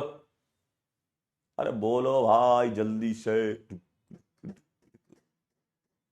एकदम सही बात की, ये भाई फॉल्स है। सारे रेजोनेंस मेसोमेरिक नहीं होते, लेकिन सारे मेसोमेरिक तो रेजोनेंस होंगे ही होंगे। क्यों? क्योंकि रेजोनेंस की वजह से मेसोमेरिक आ रहा है, तो सारे मेसोमेरिक तो रेजोनेंस होने ही है, यानी कि ट्रू। बात समझ में आई? ये बारीक अंतर है। ये तो मैं आपको थोड़ी गहराई वाली बात समझा रहा था, है ना? लेकिन सवालों में रेजोनेंस इफेक्ट लिखा हो, मेसोमेरिक इफेक्ट लिखा हो, हम सेम मान लेते हैं, किताबों में सेम मान लेते हैं। प्लस एम को प्लस आर बोल देते हैं, माइनस एम को माइनस आर बोल देते, तो अपन भी माफ कर देते, चलो माफ किया आपको, तुम मान रहे हो हम भी मानेंगे, ठीक है। लेकिन आपको अंतर पता होना चाहिए, थोड़ा सा अंतर होता है। तो मेसोमेरिज्म जो होता है वो किसी ग्रुप या एटम की वजह से होता है, ठीक है। तो हम इसको सेम मान के चलेंगे, हाँ चलो ठीक है। लेकिन बारीक अंतर वो ये है, जो एक थिन लाइन वाला अंतर था वो ये अंतर है। लिख लो, आप लिखना चाहो तो। अब हम स्टार्ट करते हैं मेसोमेरिक इफेक्ट, ठीक है। ठीक आहे, खुशी कह रही क्यों सर डिफरेंस तो डिफरेंस होता है। हाँ बिल्कुल सही बात है, हम भी आपकी ये बात मानते हैं, बिल्कुल सही बात है। लेकिन अब क्या करें, सवाल में लिखा है भाई, सब लोग लिख रहे हैं कि विच of the following show resonance effect, तो हमें इफेक्ट लिखा है तो हम मान के चलेंगे कि मेसोमेरिक इफेक्ट। अब हम क्या करें बताइए? शुरू से ही मानना चाहिए था, शुरू से अगर जो लोग लिख रहे थे उनको मैं रेजोनेंस अलग मेसोमेरिक इफेक्ट, सही बात है, अलग लिखना चाहिए था, लेकिन अब सबने लिखा है तो अब हम क्या करें, मान लेंगे हम। लिख गया आप तो लिख गया, ठीक, ठीक है। चलिए आइए, तो अब हम समझ लेते हैं मेसोमेरिक इफेक्ट के बारे में। क्या है ये बताइए, मेसोमेरिक इफेक्ट क्या है? आइए एक एक लाइन समझते हैं। ये एक परमानेंट इफेक्ट है, हमेशा लगता है, परमानेंट इफेक्ट की कैटेगरी में आता है मेसोमेरिक इफेक्ट या रेजोनेंस इफेक्ट, है ना। पाई बॉन्ड में ऑपरेट होता है, सही बात है, क्योंकि मेसोमेरिज्म का फिनोमेना रेजोनेंस की वजह से आता है, ठीक है। डिस्टेंस पे डिपेंड नहीं करेगा, जब तक तुम्हारे कदम चलते रहेंगे तब तक ये जिंदा रहेगा। ये डायलॉग किस मूवी का बताओ, बोलो। जब तक तुम्हारे कदम चलते रहेंगे तब तक ये जिंदा रहेगा मतलब जब तक कॉन्जुगेशन चलेगा तब तक रेजोनेंस हो सकता है, डिस्टेंस पे डिपेंड नहीं। आप कॉन्जुगेशन को झमाझम कैसा भी बना दो, लेकिन कॉन्जुगेशन होना चाहिए। आप यहां पर कितना भी बड़ा बना दो, कितना भी बड़ा बना दो, कॉन्जुगेशन होना चाहिए, ठीक है, ठीक है। अरे बहुत बढ़िया, क्या बात है, शोले मूवी देखी है, बहुत बढ़िया, वेरी गुड। तो जब तक कॉन्जुगेशन तब तक चलता रहेगा मेसोमेरिक। और यहां एक्चुअल चार्ज आता है, क्यों? यहां एक्चुअली बॉन्ड बनते और ब्रेक होते हैं भाई, रेजोनेंस में बॉन्ड बनते और ब्रेक होते हैं, तो एक्चुअल चार्ज का डेवलपमेंट होता है। इंडक्टिव जैसा नहीं है कि पार्शियल डरा रहा है, इंडक्टिव डरा रहा है, रेजोनेंस कर देता है, इंडक्टिव क्या करता है, सिर्फ डराता है, खींचता है अपनी तरफ, और ये तो काम निपटा देता है, मतलब कर देता है, ये बॉन्ड तोड़ना तोड़ देता है, ये नहीं कहता कि अट्रैक्शन है ना। समझना, मेसोमेरिक जो है वो ये नहीं कहता, मेसोमेरिक तो कर देता है, इंडक्टिव अट्रैक्शन वो नहीं है। ठीक है, चलिए आइए, मेसोमेरिक में दो प्रकार हैं, एक है प्लस एम और एक है माइनस एम। बहुत आसान है, क्या कह रहे हैं, अगर कोई एटम या group P orbital electron donate करता, पी ऑर्बिटल इलेक्ट्रॉन का मतलब क्या है बताइए, पी ऑर्बिटल इलेक्ट्रॉन मतलब लोन पेयर, लोन पेयर को ही हम पी ऑर्बिटल इलेक्ट्रॉन बोलते हैं। ठीक है, ठीक है, तो पी ऑर्बिटल इलेक्ट्रॉन डोनेट करता है किसको, कॉन्जुगेटेड सिस्टम को। ठीक, जैसे डबल बॉन्ड आ जाए या बेंजीन आ जाए, मैं आपको एग्जांपल से समझाता हूं। जैसे ये मेरे पास लिखा हुआ है और मैंने यहां लगा दिया NH2 लगा दिया, चलो अब आप मुझे बताइए, अब आप मुझे बताइए, क्या आप इसका रेजोनेटिंग स्ट्रक्चर बना सकते हैं, बोलिए हां या ना, क्या आप इसका रेजोनेटिंग स्ट्रक्चर बना सकते हैं, बिल्कुल बना सकते हैं सर। इसके पास लोन पेयर है, तो लोन पेयर बॉन्ड पेयर में, बॉन्ड पेयर लोन पेयर में चेंज होगा और आप ये बना दोगे।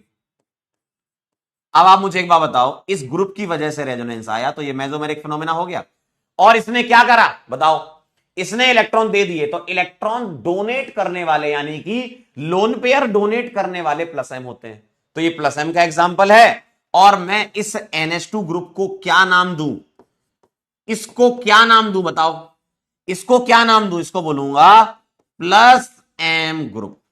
क्या बोलूंगा इसको, प्लस एम ग्रुप, समझे बात। NH2 ग्रुप को क्या नाम दूंगा, प्लस एम ग्रुप। ठीक, क्योंकि इसने इलेक्ट्रॉन दिए, कार्बन की चेन पर नेगेटिव डेवलप किया, या यहां बेंजीन भी हो सकती थी, बेंजीन होगी तो उस पर भी नेगेटिव आ सकता है। ठीक है, अगला, अगर कोई एटम या ग्रुप विड्रॉ कर ले पी ऑर्बिटल इलेक्ट्रॉन, सर यहां पी ऑर्बिटल इलेक्ट्रॉन विड्रॉ करना मतलब पाई इलेक्ट्रॉन्स। ठीक है भाई, P orbital electron lone pair भी होते हैं और पाई भी होता है, तो लोन पेयर डोनेट करना यानी कि पी ऑर्बिटल इलेक्ट्रॉन डोनेट करना, और पी ऑर्बिटल इलेक्ट्रॉन विड्रॉ करना मतलब पाई इलेक्ट्रॉन से इलेक्ट्रॉन ले रहा है। ठीक है, कहां पर, डबल बॉन्ड या फिर बेंजीन में। आइए मैं आपको समझाता हूं, मेरे पास एक एग्जांपल ले लेता हूं, CH2 double bond CH, single bond CH double bond हो। क्या आप इसमें मुझे रेजोनेंस करके बता सकते हो, सर बिल्कुल बता सकते हैं। बॉन्ड पेयर को बॉन्ड पेयर में और बॉन्ड पेयर को लोन पेयर में कन्वर्ट कर दो, क्योंकि ऑक्सीजन खींचेगा अपनी तरफ इलेक्ट्रॉन। तो यहां क्या दिखेगा आपको, आपको दिखेगा CH2 plus, single bond CH, double bond CH, single bond O negative. बताइए जरा, बताइए जरा, क्या ऐसा दिखेगा। तो आप देखें क्या हुआ, यहां चेन से इलेक्ट्रॉन विड्रॉ कर लिए इसने, ग्रुप ने, CHO ग्रुप ने विड्रॉ कर लिए इलेक्ट्रॉन, यानी कि इस चेन पर प्लस क्रिएट कर दिया, तो प्लस एम वाले माइनस क्रिएट कर रहे हैं और माइनस एम वाले प्लस क्रिएट कर रहे हैं चेन पर। और ये जो CHO ग्रुप है, इस ग्रुप को मैं कहूंगा माइनस एम ग्रुप। बात समझ में आई। अगर लोन पेयर होगा, ध्यान सुनना, अगर लोन पेयर होगा तो कॉन्जुगेशन यही चलेगा, तो नेगेटिव क्रिएट होगा, और अगर पाई इलेक्ट्रॉन होगा तो कॉन्जुगेशन ऐसा चलेगा, माइनस, यहां प्लस क्रिएट करेगा और ये माइनस एम ग्रुप कहलाएगा। समझ गए आप। तो चेन पर, अगर चेन पर नेगेटिव क्रिएट कर रहा है तो प्लस एम ग्रुप, चेन पर पॉजिटिव क्रिएट कर रहा है तो माइनस एम ग्रुप।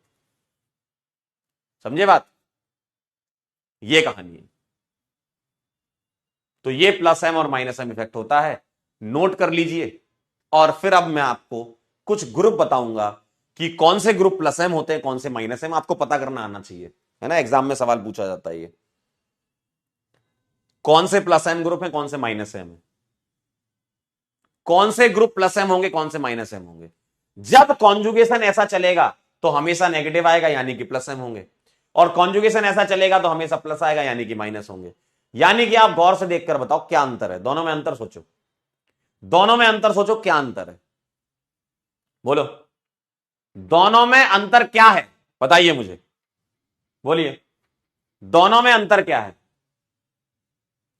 नोट कर लिया, वाह यार, दोनों में अंतर क्या है, दोनों में अंतर, सर एक में NH2 दिख रहा है और एक में मुझे क्या दिख रहा है, CHO। तो ध्यान से देखो, एक में मुझे क्या दिख रहा है NH2 और एक में दिख रहा है मुझे क्या CHO। ठीक, तो दोनों में अंतर पता क्या है? अंतर यह है कि यहां लोन पेयर है और यहां पाई बॉन्ड है। सही है, अगर पाई बॉन्ड होगा तो रेजोनेंस ऐसा चलेगा, इधर जाएगा इलेक्ट्रॉन, और अगर लोन पेयर होगा तो रेजोनेंस ऐसा चलेगा, ये देगा ये खींचेगा।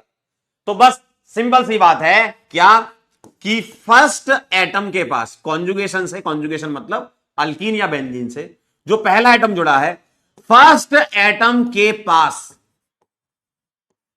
यदि लोन पेयर है तो प्लस एम ग्रुप होता है। फर्स्ट एटम देखना, जमाने से मतलब नहीं है, जमाने से मतलब नहीं है, फर्स्ट एटम देखना है। और फर्स्ट एटम के पास अगर पाई बॉन्ड है तो माइनस एम होता है। ये कह सकता हूं मैं इन दोनों से। जमाने से मतलब नहीं है, पहला एटम चेक करना है, फर्स्ट एटम।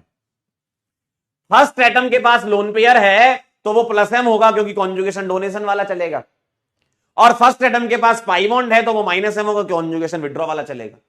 सिंपल सी बात है, ठीक है। तो फर्स्ट एटम के पास लोन पेयर तो क्या आएगा प्लस एम, और फर्स्ट एटम के पास पाई बॉन्ड तो माइनस एम। समझे बात? बस तो यही वाली बात है, और अब आप मुझे सवाल करके बता दीजिए। चलिए, mesomeric effect involve the delocalisation of. आइए सवाल कर लेते हैं कुछ। अरे आइए सवाल कर लेते हैं कुछ। Mesomeric effect involves the delocalisation of proton, sigma electron, pi electron या none of these. Obviously pi electron का ही खेल है यहां, है ना। चलिए,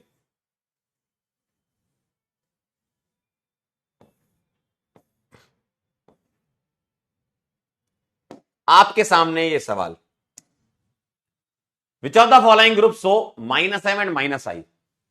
बताइए, माइनस एम भी हो और माइनस आई भी हो, बोल दीजिए, बोल दीजिए। आइए NO2 को देखते हैं। NO2 पता कैसा होता है? ऐसा होता है। NO2 आपको ऐसा दिखता है, ठीक। नाइट्रोजन के पास कोई लोन पेयर नहीं है, और फर्स्ट एटम यही कहलाएगा। क्यों? क्योंकि कॉन्जुगेशन तो यहां जुड़ा होगा ना, कॉन्जुगेशन तो अल्कीन वगैरह। तो फर्स्ट एटम के पास क्या है बताओ? फर्स्ट एटम के पास क्या है बोलो? ये है तुम्हारा फर्स्ट एटम। जमाने से मतलब नहीं, इसको देखो, इसको देखा पाई बॉन्ड है यानी कि माइनस है, ठीक। और NO2 माइनस आई भी होता है, बिल्कुल सही है। माइनस आई तो सीरीज से पता है तुमको। यहां देखो, फर्स्ट एटम नाइट्रोजन है, लोन पेयर, जो ये बॉन्ड छूटा है ना, मतलब यहां कॉन्जुगेशन जुड़ा होगा। फर्स्ट एटम के पास लोन पेयर, फर्स्ट एटम के पास लोन पेयर, तो ये सब प्लस एम है और माइनस आई भी है, ठीक है। ये प्लस एम है और माइनस आई है, ये प्लस एम और माइनस आई है। समझे बात? ऐसे आप चेक कर लोगे।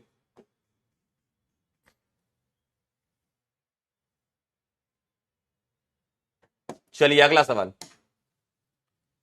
क्या क्या इफेक्ट दिखाएंगे ये? NO2 O negative OCH3 C triple bond है, एक एक करके चेक कर लेते हैं, है ना। और इसके दो आंसर है, इसके दो आंसर, क्योंकि माइनस एम प्लस एम और प्लस आई माइनस आई पूछा है इसमें।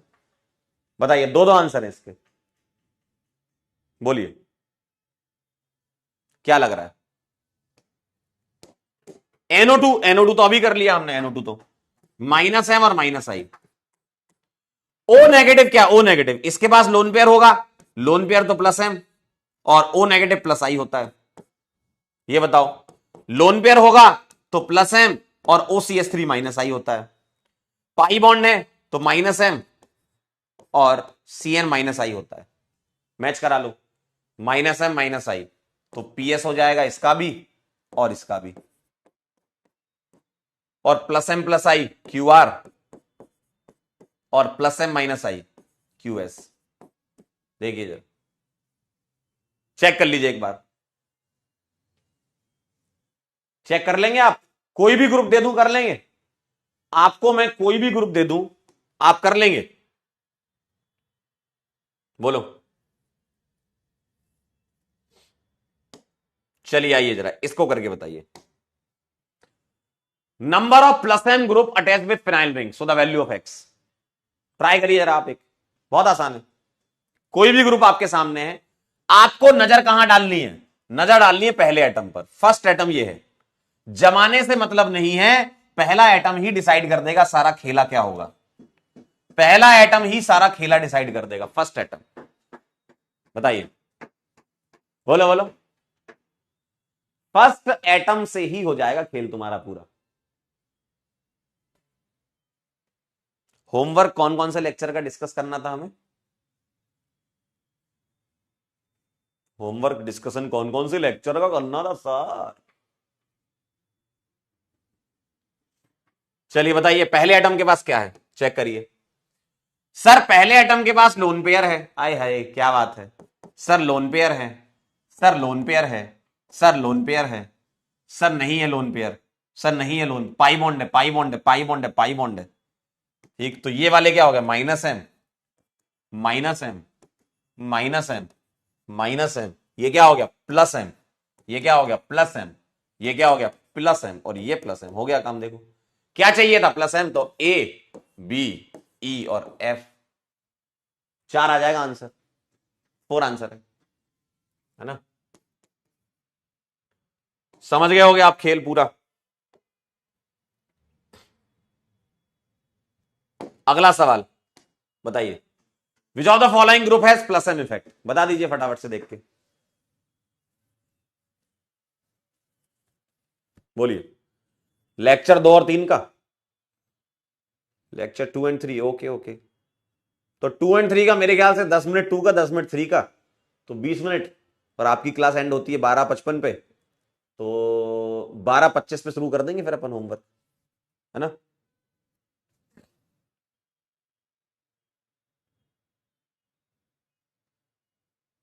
बताइए क्या आंसर है।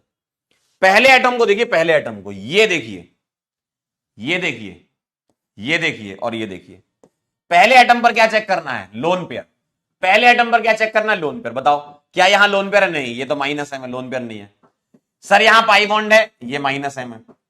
सर यहां लोन पेयर है, यस ये आ गया। सर यहां कुछ भी नहीं है, तो कुछ भी नहीं होगा। ठीक है, तो आपका आ जाएगा सी आंसर, लोन पेयर है तो प्लस है। वैसे ये मिथाइल वाला एक्चुअल में हाइपर कॉन्जुगेशन होता, आगे आएगा ये, लेकिन अभी कुछ नहीं है ये। ठीक है, चलिए अगला सवाल, कौन कौन सा प्लस एम दिखाता है, कौन कौन सा प्लस एम दिखाता है, बताइए, बोलिए भाई। पहला एटम पकड़िए, पहला atom, first atom, first atom, first atom, first atom, पहले एटम से, जमाने से मतलब नहीं है। फर्स्ट एटम पकड़िए, यहां पर सी डबल बॉन्डो एच कर लो, ठीक है, एल्डिहाइड कर लो। चलो बताओ, फर्स्ट एटम पकड़ो, फर्स्ट एटम, फर्स्ट एटम क्या कह रहा है बताओ, फर्स्ट एटम। सर यहां पहले एटम के पास, पेन गिर गया रे, ओ भाई,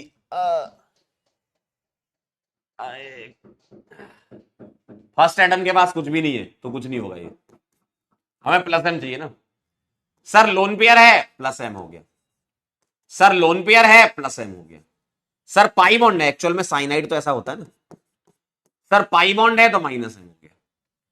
सर लोन पेयर है, प्लस एम हो गया, वाह वाह वाह। सर लोन पेयर है, plus M, sir pi bond है, माइनस एम। तो 2 4 3 5, 2 3 4 5, 2 3 4 5, सी आएगा आंसर। ठीक है,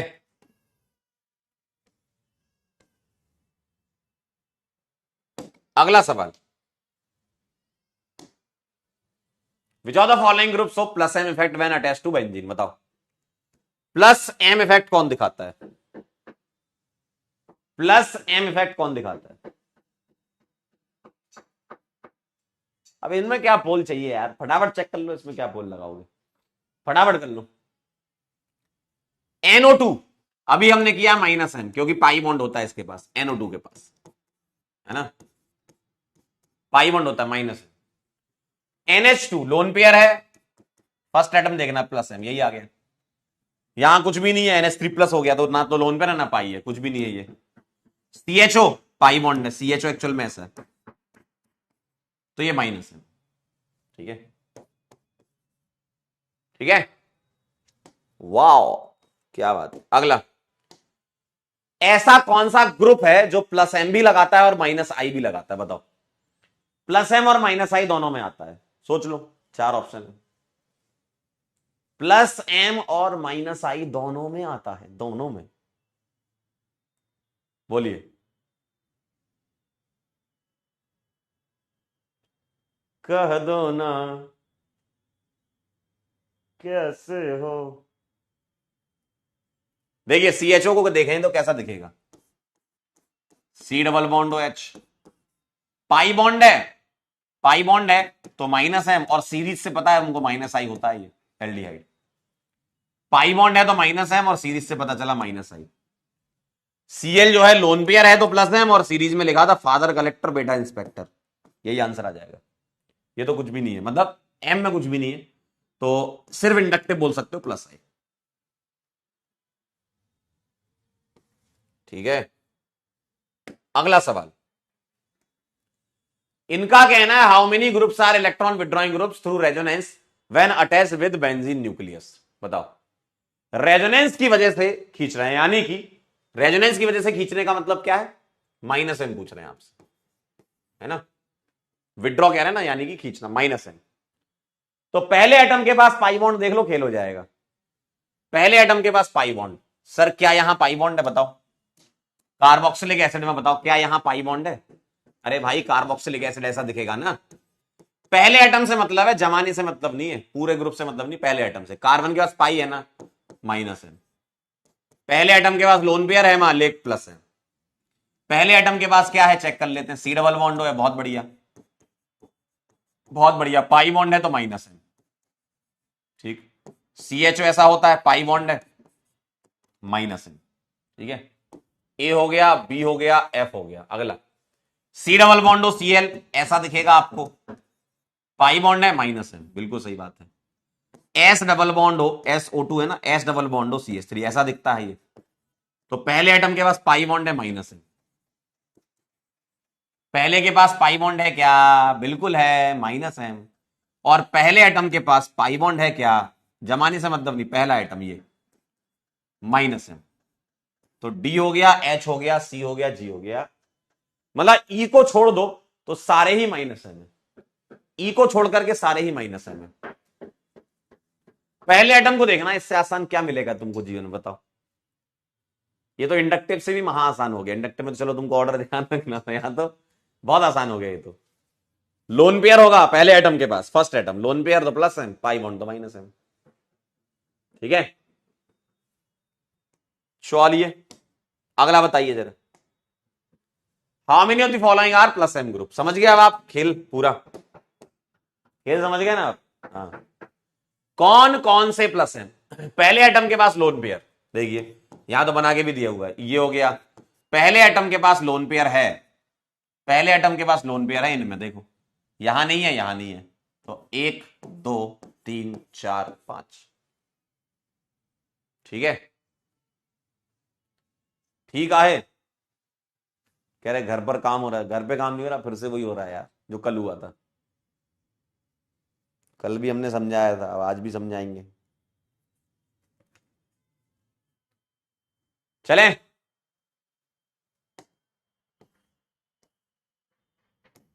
इलेक्ट्रॉन डेंसिटी वाला तो कल कराएंगे, ये हो गया, चलो हो गया, डन डन डना डन डन। आइए जरा होमवर्क लगा लेते हैं अब आपके, ठीक है। चलिए जरा, लेक्चर आपने बोला मेरे से कि 2 और 3 का ना, ठीक है। पगला बैच कहां गया? ये रहा। और ये गए हम यहां पे, और ये गए हम यहां पे, ये यहां गए। और लेक्चर 2 और 3 का था ना? लेक्चर 2।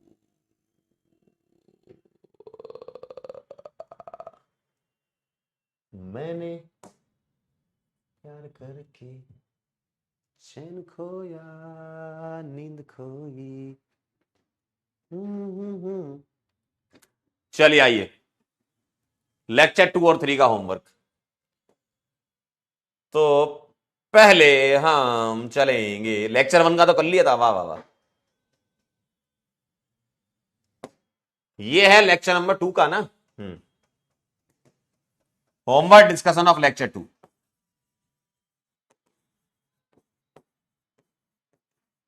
लेक्चर 02 क्या कहता है आपसे? पहला सवाल बोलिए भाई, क्या कहता है?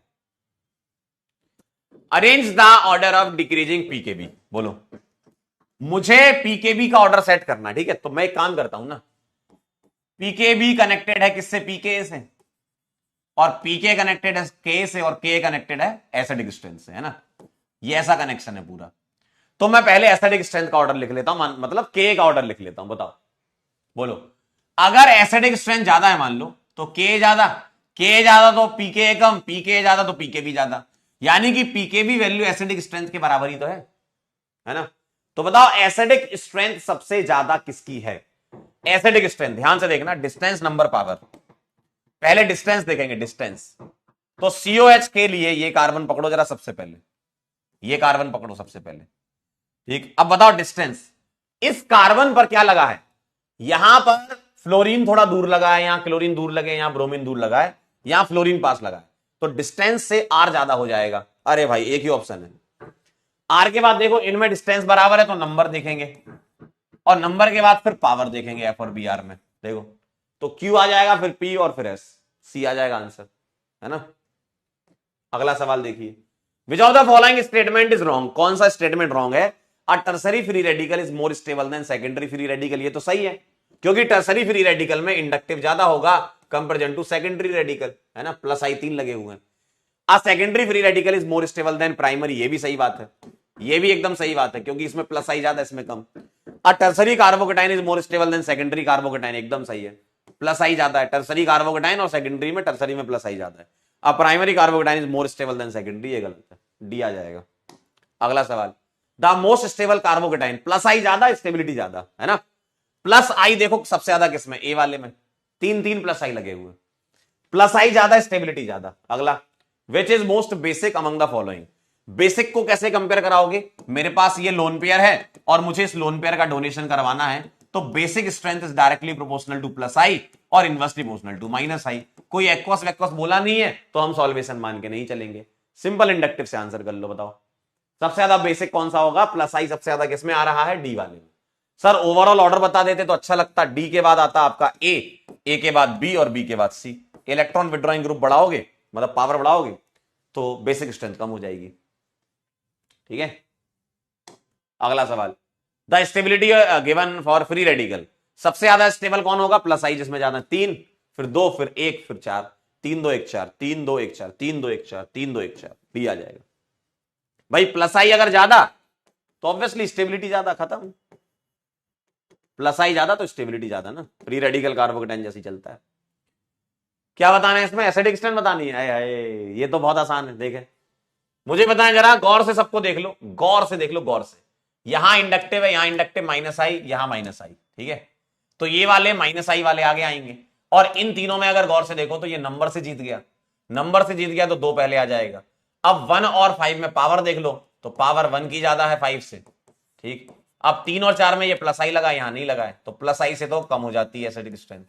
तो 2 1 5 4 3, 2 1 5 4 3, सी आ जाएगा आंसर।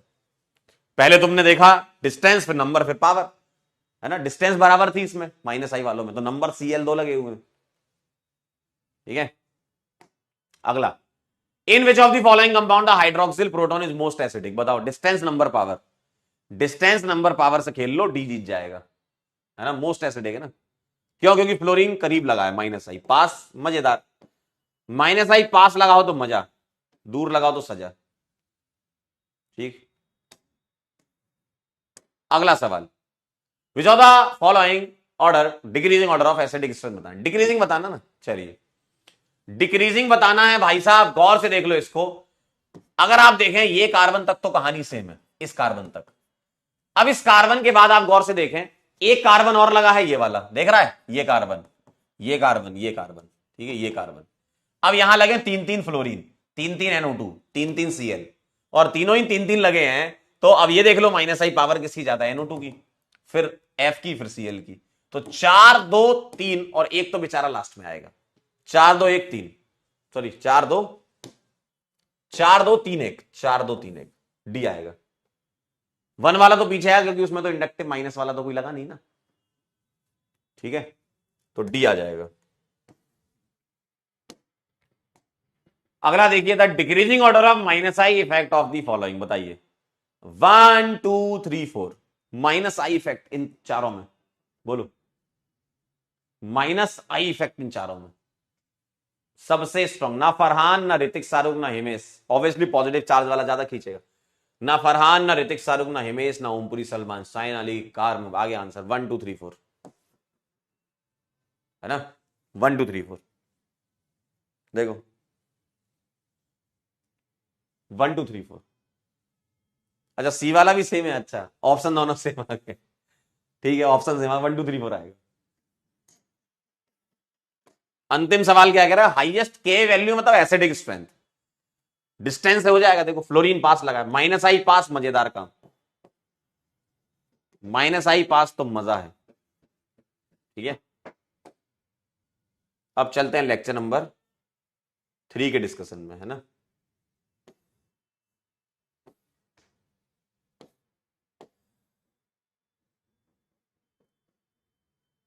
चलिए लेक्चर नंबर 3 का डिस्कशन,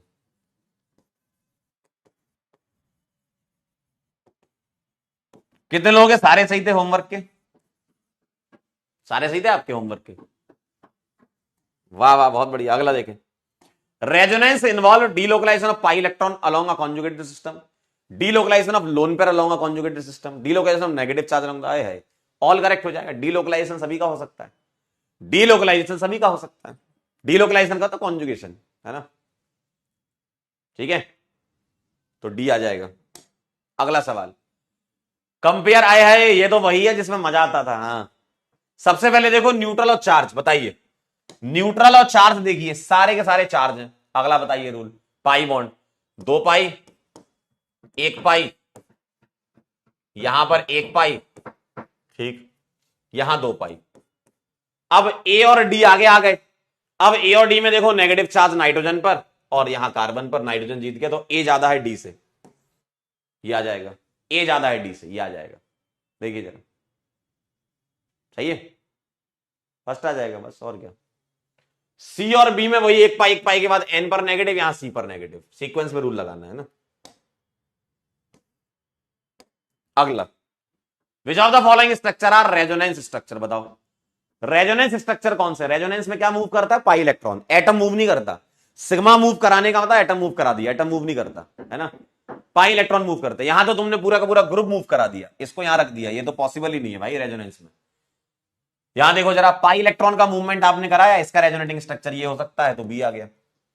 सर यहां तो आपने एटम ही मूव करा दिया, ये एक्चुअल में टॉटोमर कर दिया आपने, है ना, हाइड्रोजन को प्रोटॉन पे मूव करा दिया, और यहां आपने पाई इलेक्ट्रॉन को ही शिफ्ट कर दिया, पोजीशन आइसोमर है, रेजोनेंस थोड़ी है।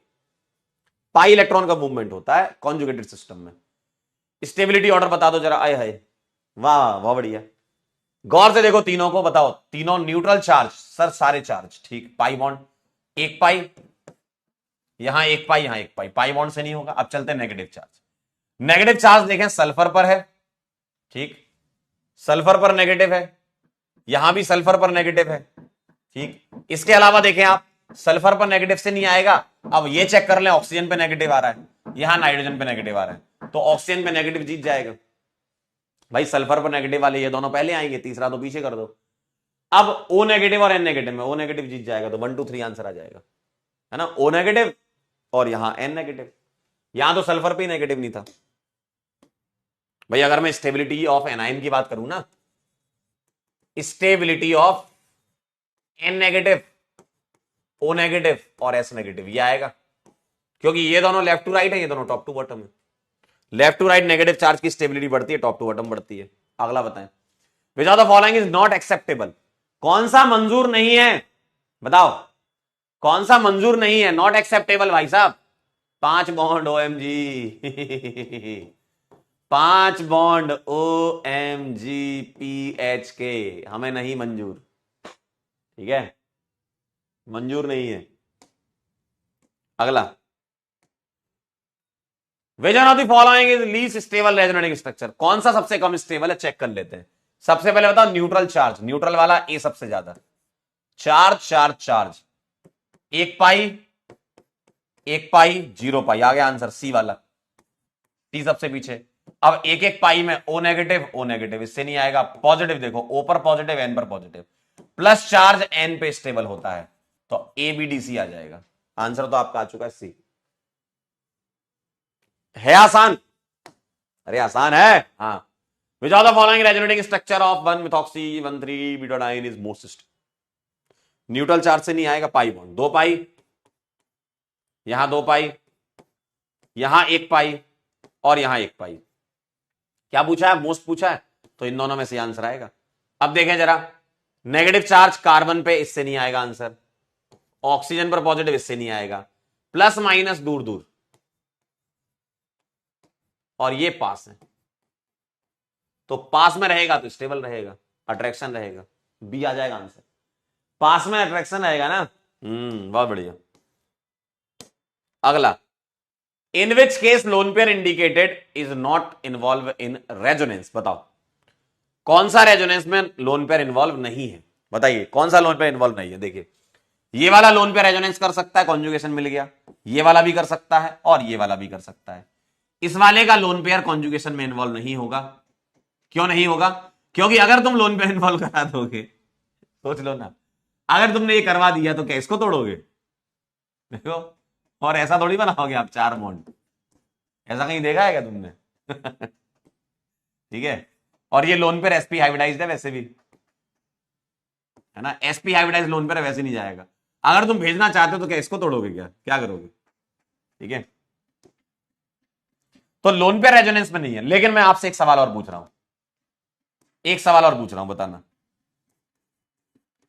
लोन पेयर रेजोनेंस में नहीं है, लेकिन इस कंपाउंड में अगर रेजोनेंस पूछे तो है ना, इस कंपाउंड में रेजोनेंस है, लोन पेयर वाला नहीं है, ये वाला रेजोनेंस है ना। तो अगर आपसे इस कंपाउंड में रेजोनेंस पूछा जाए तो आप कहोगे जी हां इसमें रेजोनेंस है, लेकिन पाई बॉन्ड वाला रेजोनेंस।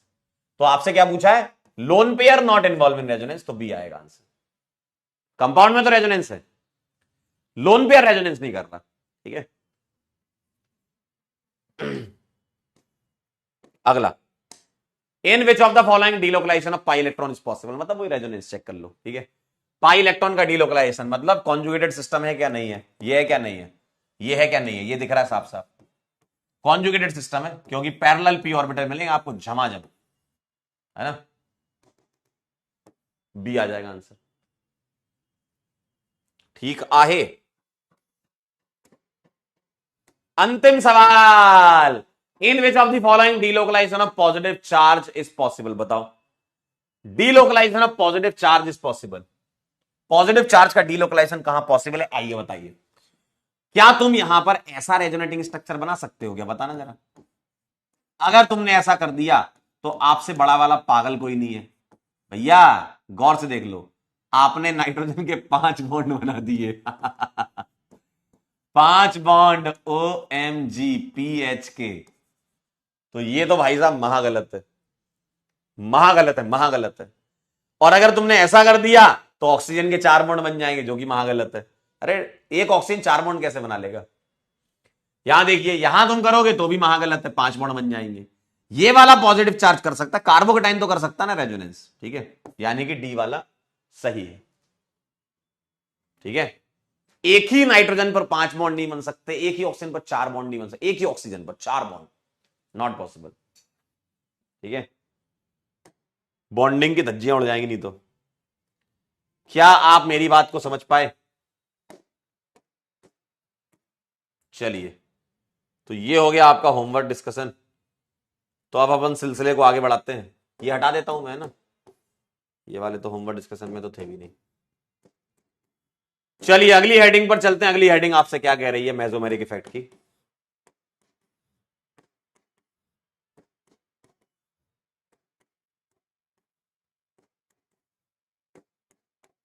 नेक्स्ट हेडिंग देखिए,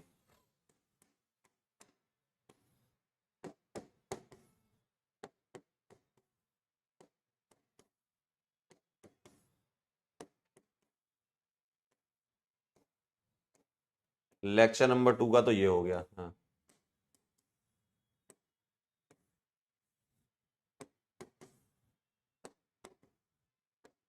कैसे बताएं तुम्हें।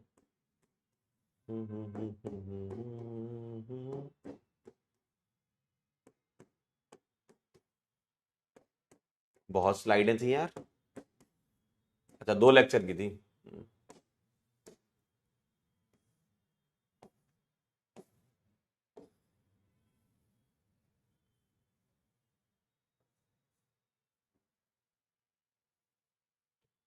आइए तो अगली हेडिंग पर चलते हैं, क्या कहानी है।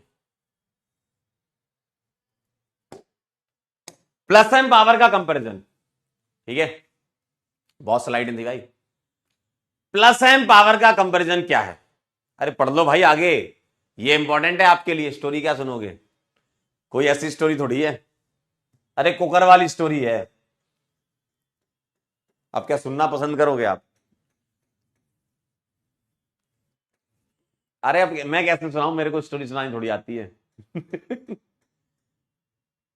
कुछ नहीं, एक बार शादी थी अभिषेक सर की, एक ही बार। तो उनका एक दोस्त था जिसको बुलाया था, उसका नाम कैप्टन था।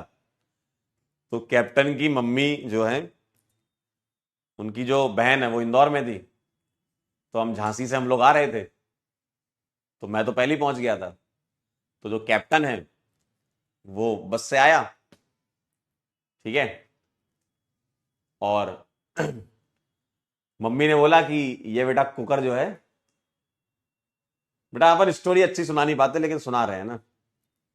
जो कुकर है, वो कुकर जो है आप मौसी को दे देना। कैप्टन से बोला उन्होंने कि कैप्टन कुकर, उसके घर में भी कैप्टन ही बोलते हैं उसको, मम्मी भी उसकी कैप्टन बोलती है।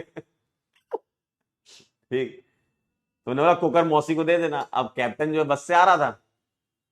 अब बस से आते आते वो लेट हो गया, शादी का समय हो गया। अभिषेक सर जो है एकदम तैयार कि भाई शादी के लिए स्टार्ट, बारात चालू होने वाली थी। तो अब कैप्टन कह रहा कि भैया मैं तो लेट हो गया, क्या करूं?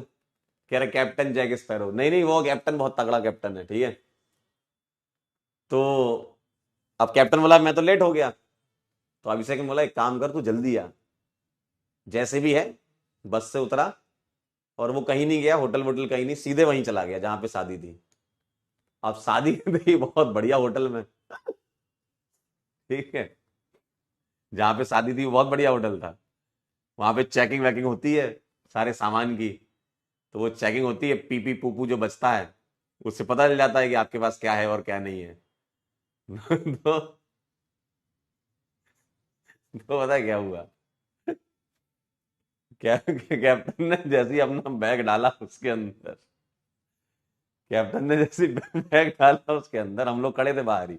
हमने कहा कैप्टन भाई जल्दी आओ, चलते हैं। तो कैप्टन ने कहा भैया बस मैं एक काम करता हूँ, थोड़ा थोड़ा तैयार होके आता हूँ आपके रूम से, मेरा रूम उसी होटल में ही था।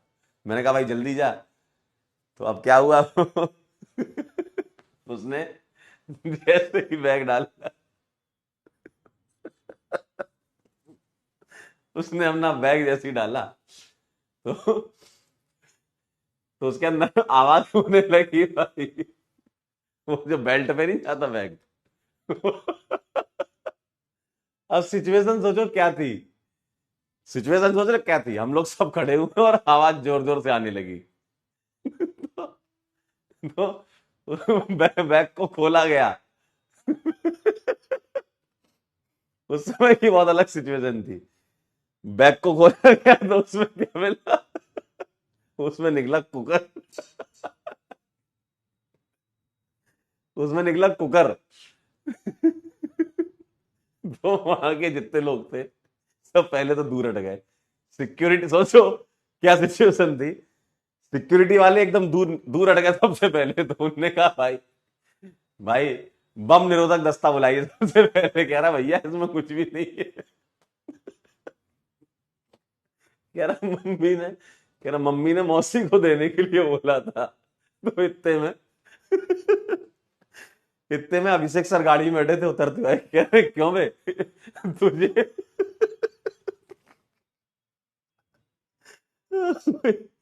कह रहे क्यों बे, तुझे मेरी शादी में यही चीज मिली थी लाने के लिए, तू गिफ्ट नहीं ला सकता था? लाया तो क्या कुकर?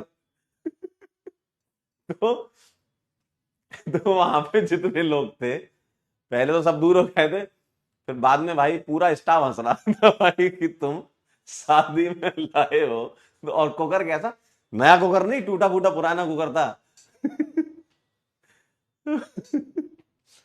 फिर भाई सब हंसे वहां पे। तो ये सिचुएशन हुई थी वहां पे। तो वो मंजर सोच के बहुत अच्छा लगता है, कभी कभी बैठे बैठे हंसी आ जाती है कि इंसान झांसी से इंदौर गया किसी की शादी में और कुकर लेके चला गया अंदर। तो ये था खेल। ये खेल था। अरे सोचो एकदम से कुकर बच जाए, कुकर में से आवाज आ रही है, पूरा होटल बाहर। ठीक है। चलिए तो देखिए comparison of plus M group कैसे कराते हैं, बस यही कहानी थी। Comparison of plus M power कैसे कराते हैं आइए देखते हैं। तो पहला पॉइंट लिखा हुआ है प्लस एम पावर जो है वो एक्सटेंड ऑफ ओवरलैपिंग के डायरेक्टली प्रोपोर्शनल। ठीक है, क्या कह रहे हैं भाई साहब, प्लस एम पावर जो है वो एक्सटेंड ऑफ ओवरलैपिंग के डायरेक्टली प्रोपोर्शनल होता है। ये कैसे चेक करते हैं, मान लीजिए मेरे पास कोई ग्रुप लगा है, मान लीजिए मेरे पास कोई ग्रुप लगा है जी, और आपको पता है कि प्लस एम कैसे होते हैं, लोन पेयर वाले होते हैं। अच्छा, छुट्टी भी चाहिए क्या तुम्हें, अरे यार तुमको छुट्टी भी चाहिए, आप क्या पढ़ोगे भाई, जितना पढ़ोगे और पढ़ लो, और क्या, कितने कितने बजे छुट्टी होती है आपकी, कल पढ़ें, चलो कल पढ़ लेंगे। तो इसको आप यहीं से ही शुरू करेंगे, है ना। Comparison of plus M group अपन करेंगे कल, यहां से स्टार्ट करेंगे कल। चलिए फिर जाते जाते हम आपको बोलना चाहते हैं बहुत बड़ा वाला thank you, thank you so much.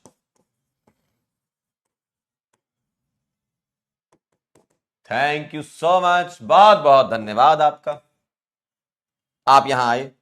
तो कल हम प्लस एम और माइनस एम पावर और एप्लीकेशन ऑफ मेसोमेरिक इफेक्ट, ठीक, कल पढ़ेंगे, कल पढ़ेंगे।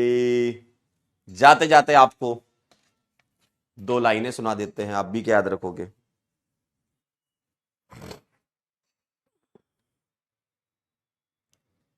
क्या कहती हैं चंद लाइनें।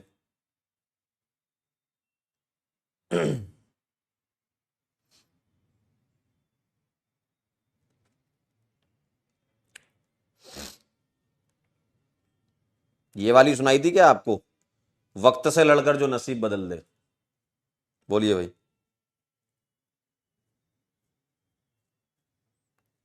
काम करो ऐसा कि पहचान बन जाए। चलिए ये वाली सुन लो, जीतेंगे हम ये वादा करो, जीतेंगे हम ये वादा करो, कोशिश हमेशा ज्यादा करो। जीतेंगे हम ये वादा करो, कोशिश हमेशा ज्यादा करो, किस्मत भी रूठे पर हिम्मत ना टूटे, किस्मत भी रूठे पर हिम्मत ना टूटे, मजबूत इतना इरादा करो। ठीक है, तो चलिए अब हम मिलेंगे आपसे नेक्स्ट लेक्चर में, एप्लीकेशन ऑफ मैथमेटिक्स पढ़ेंगे। तब तक के लिए okay bye, bye bye. M effect revise करके आना।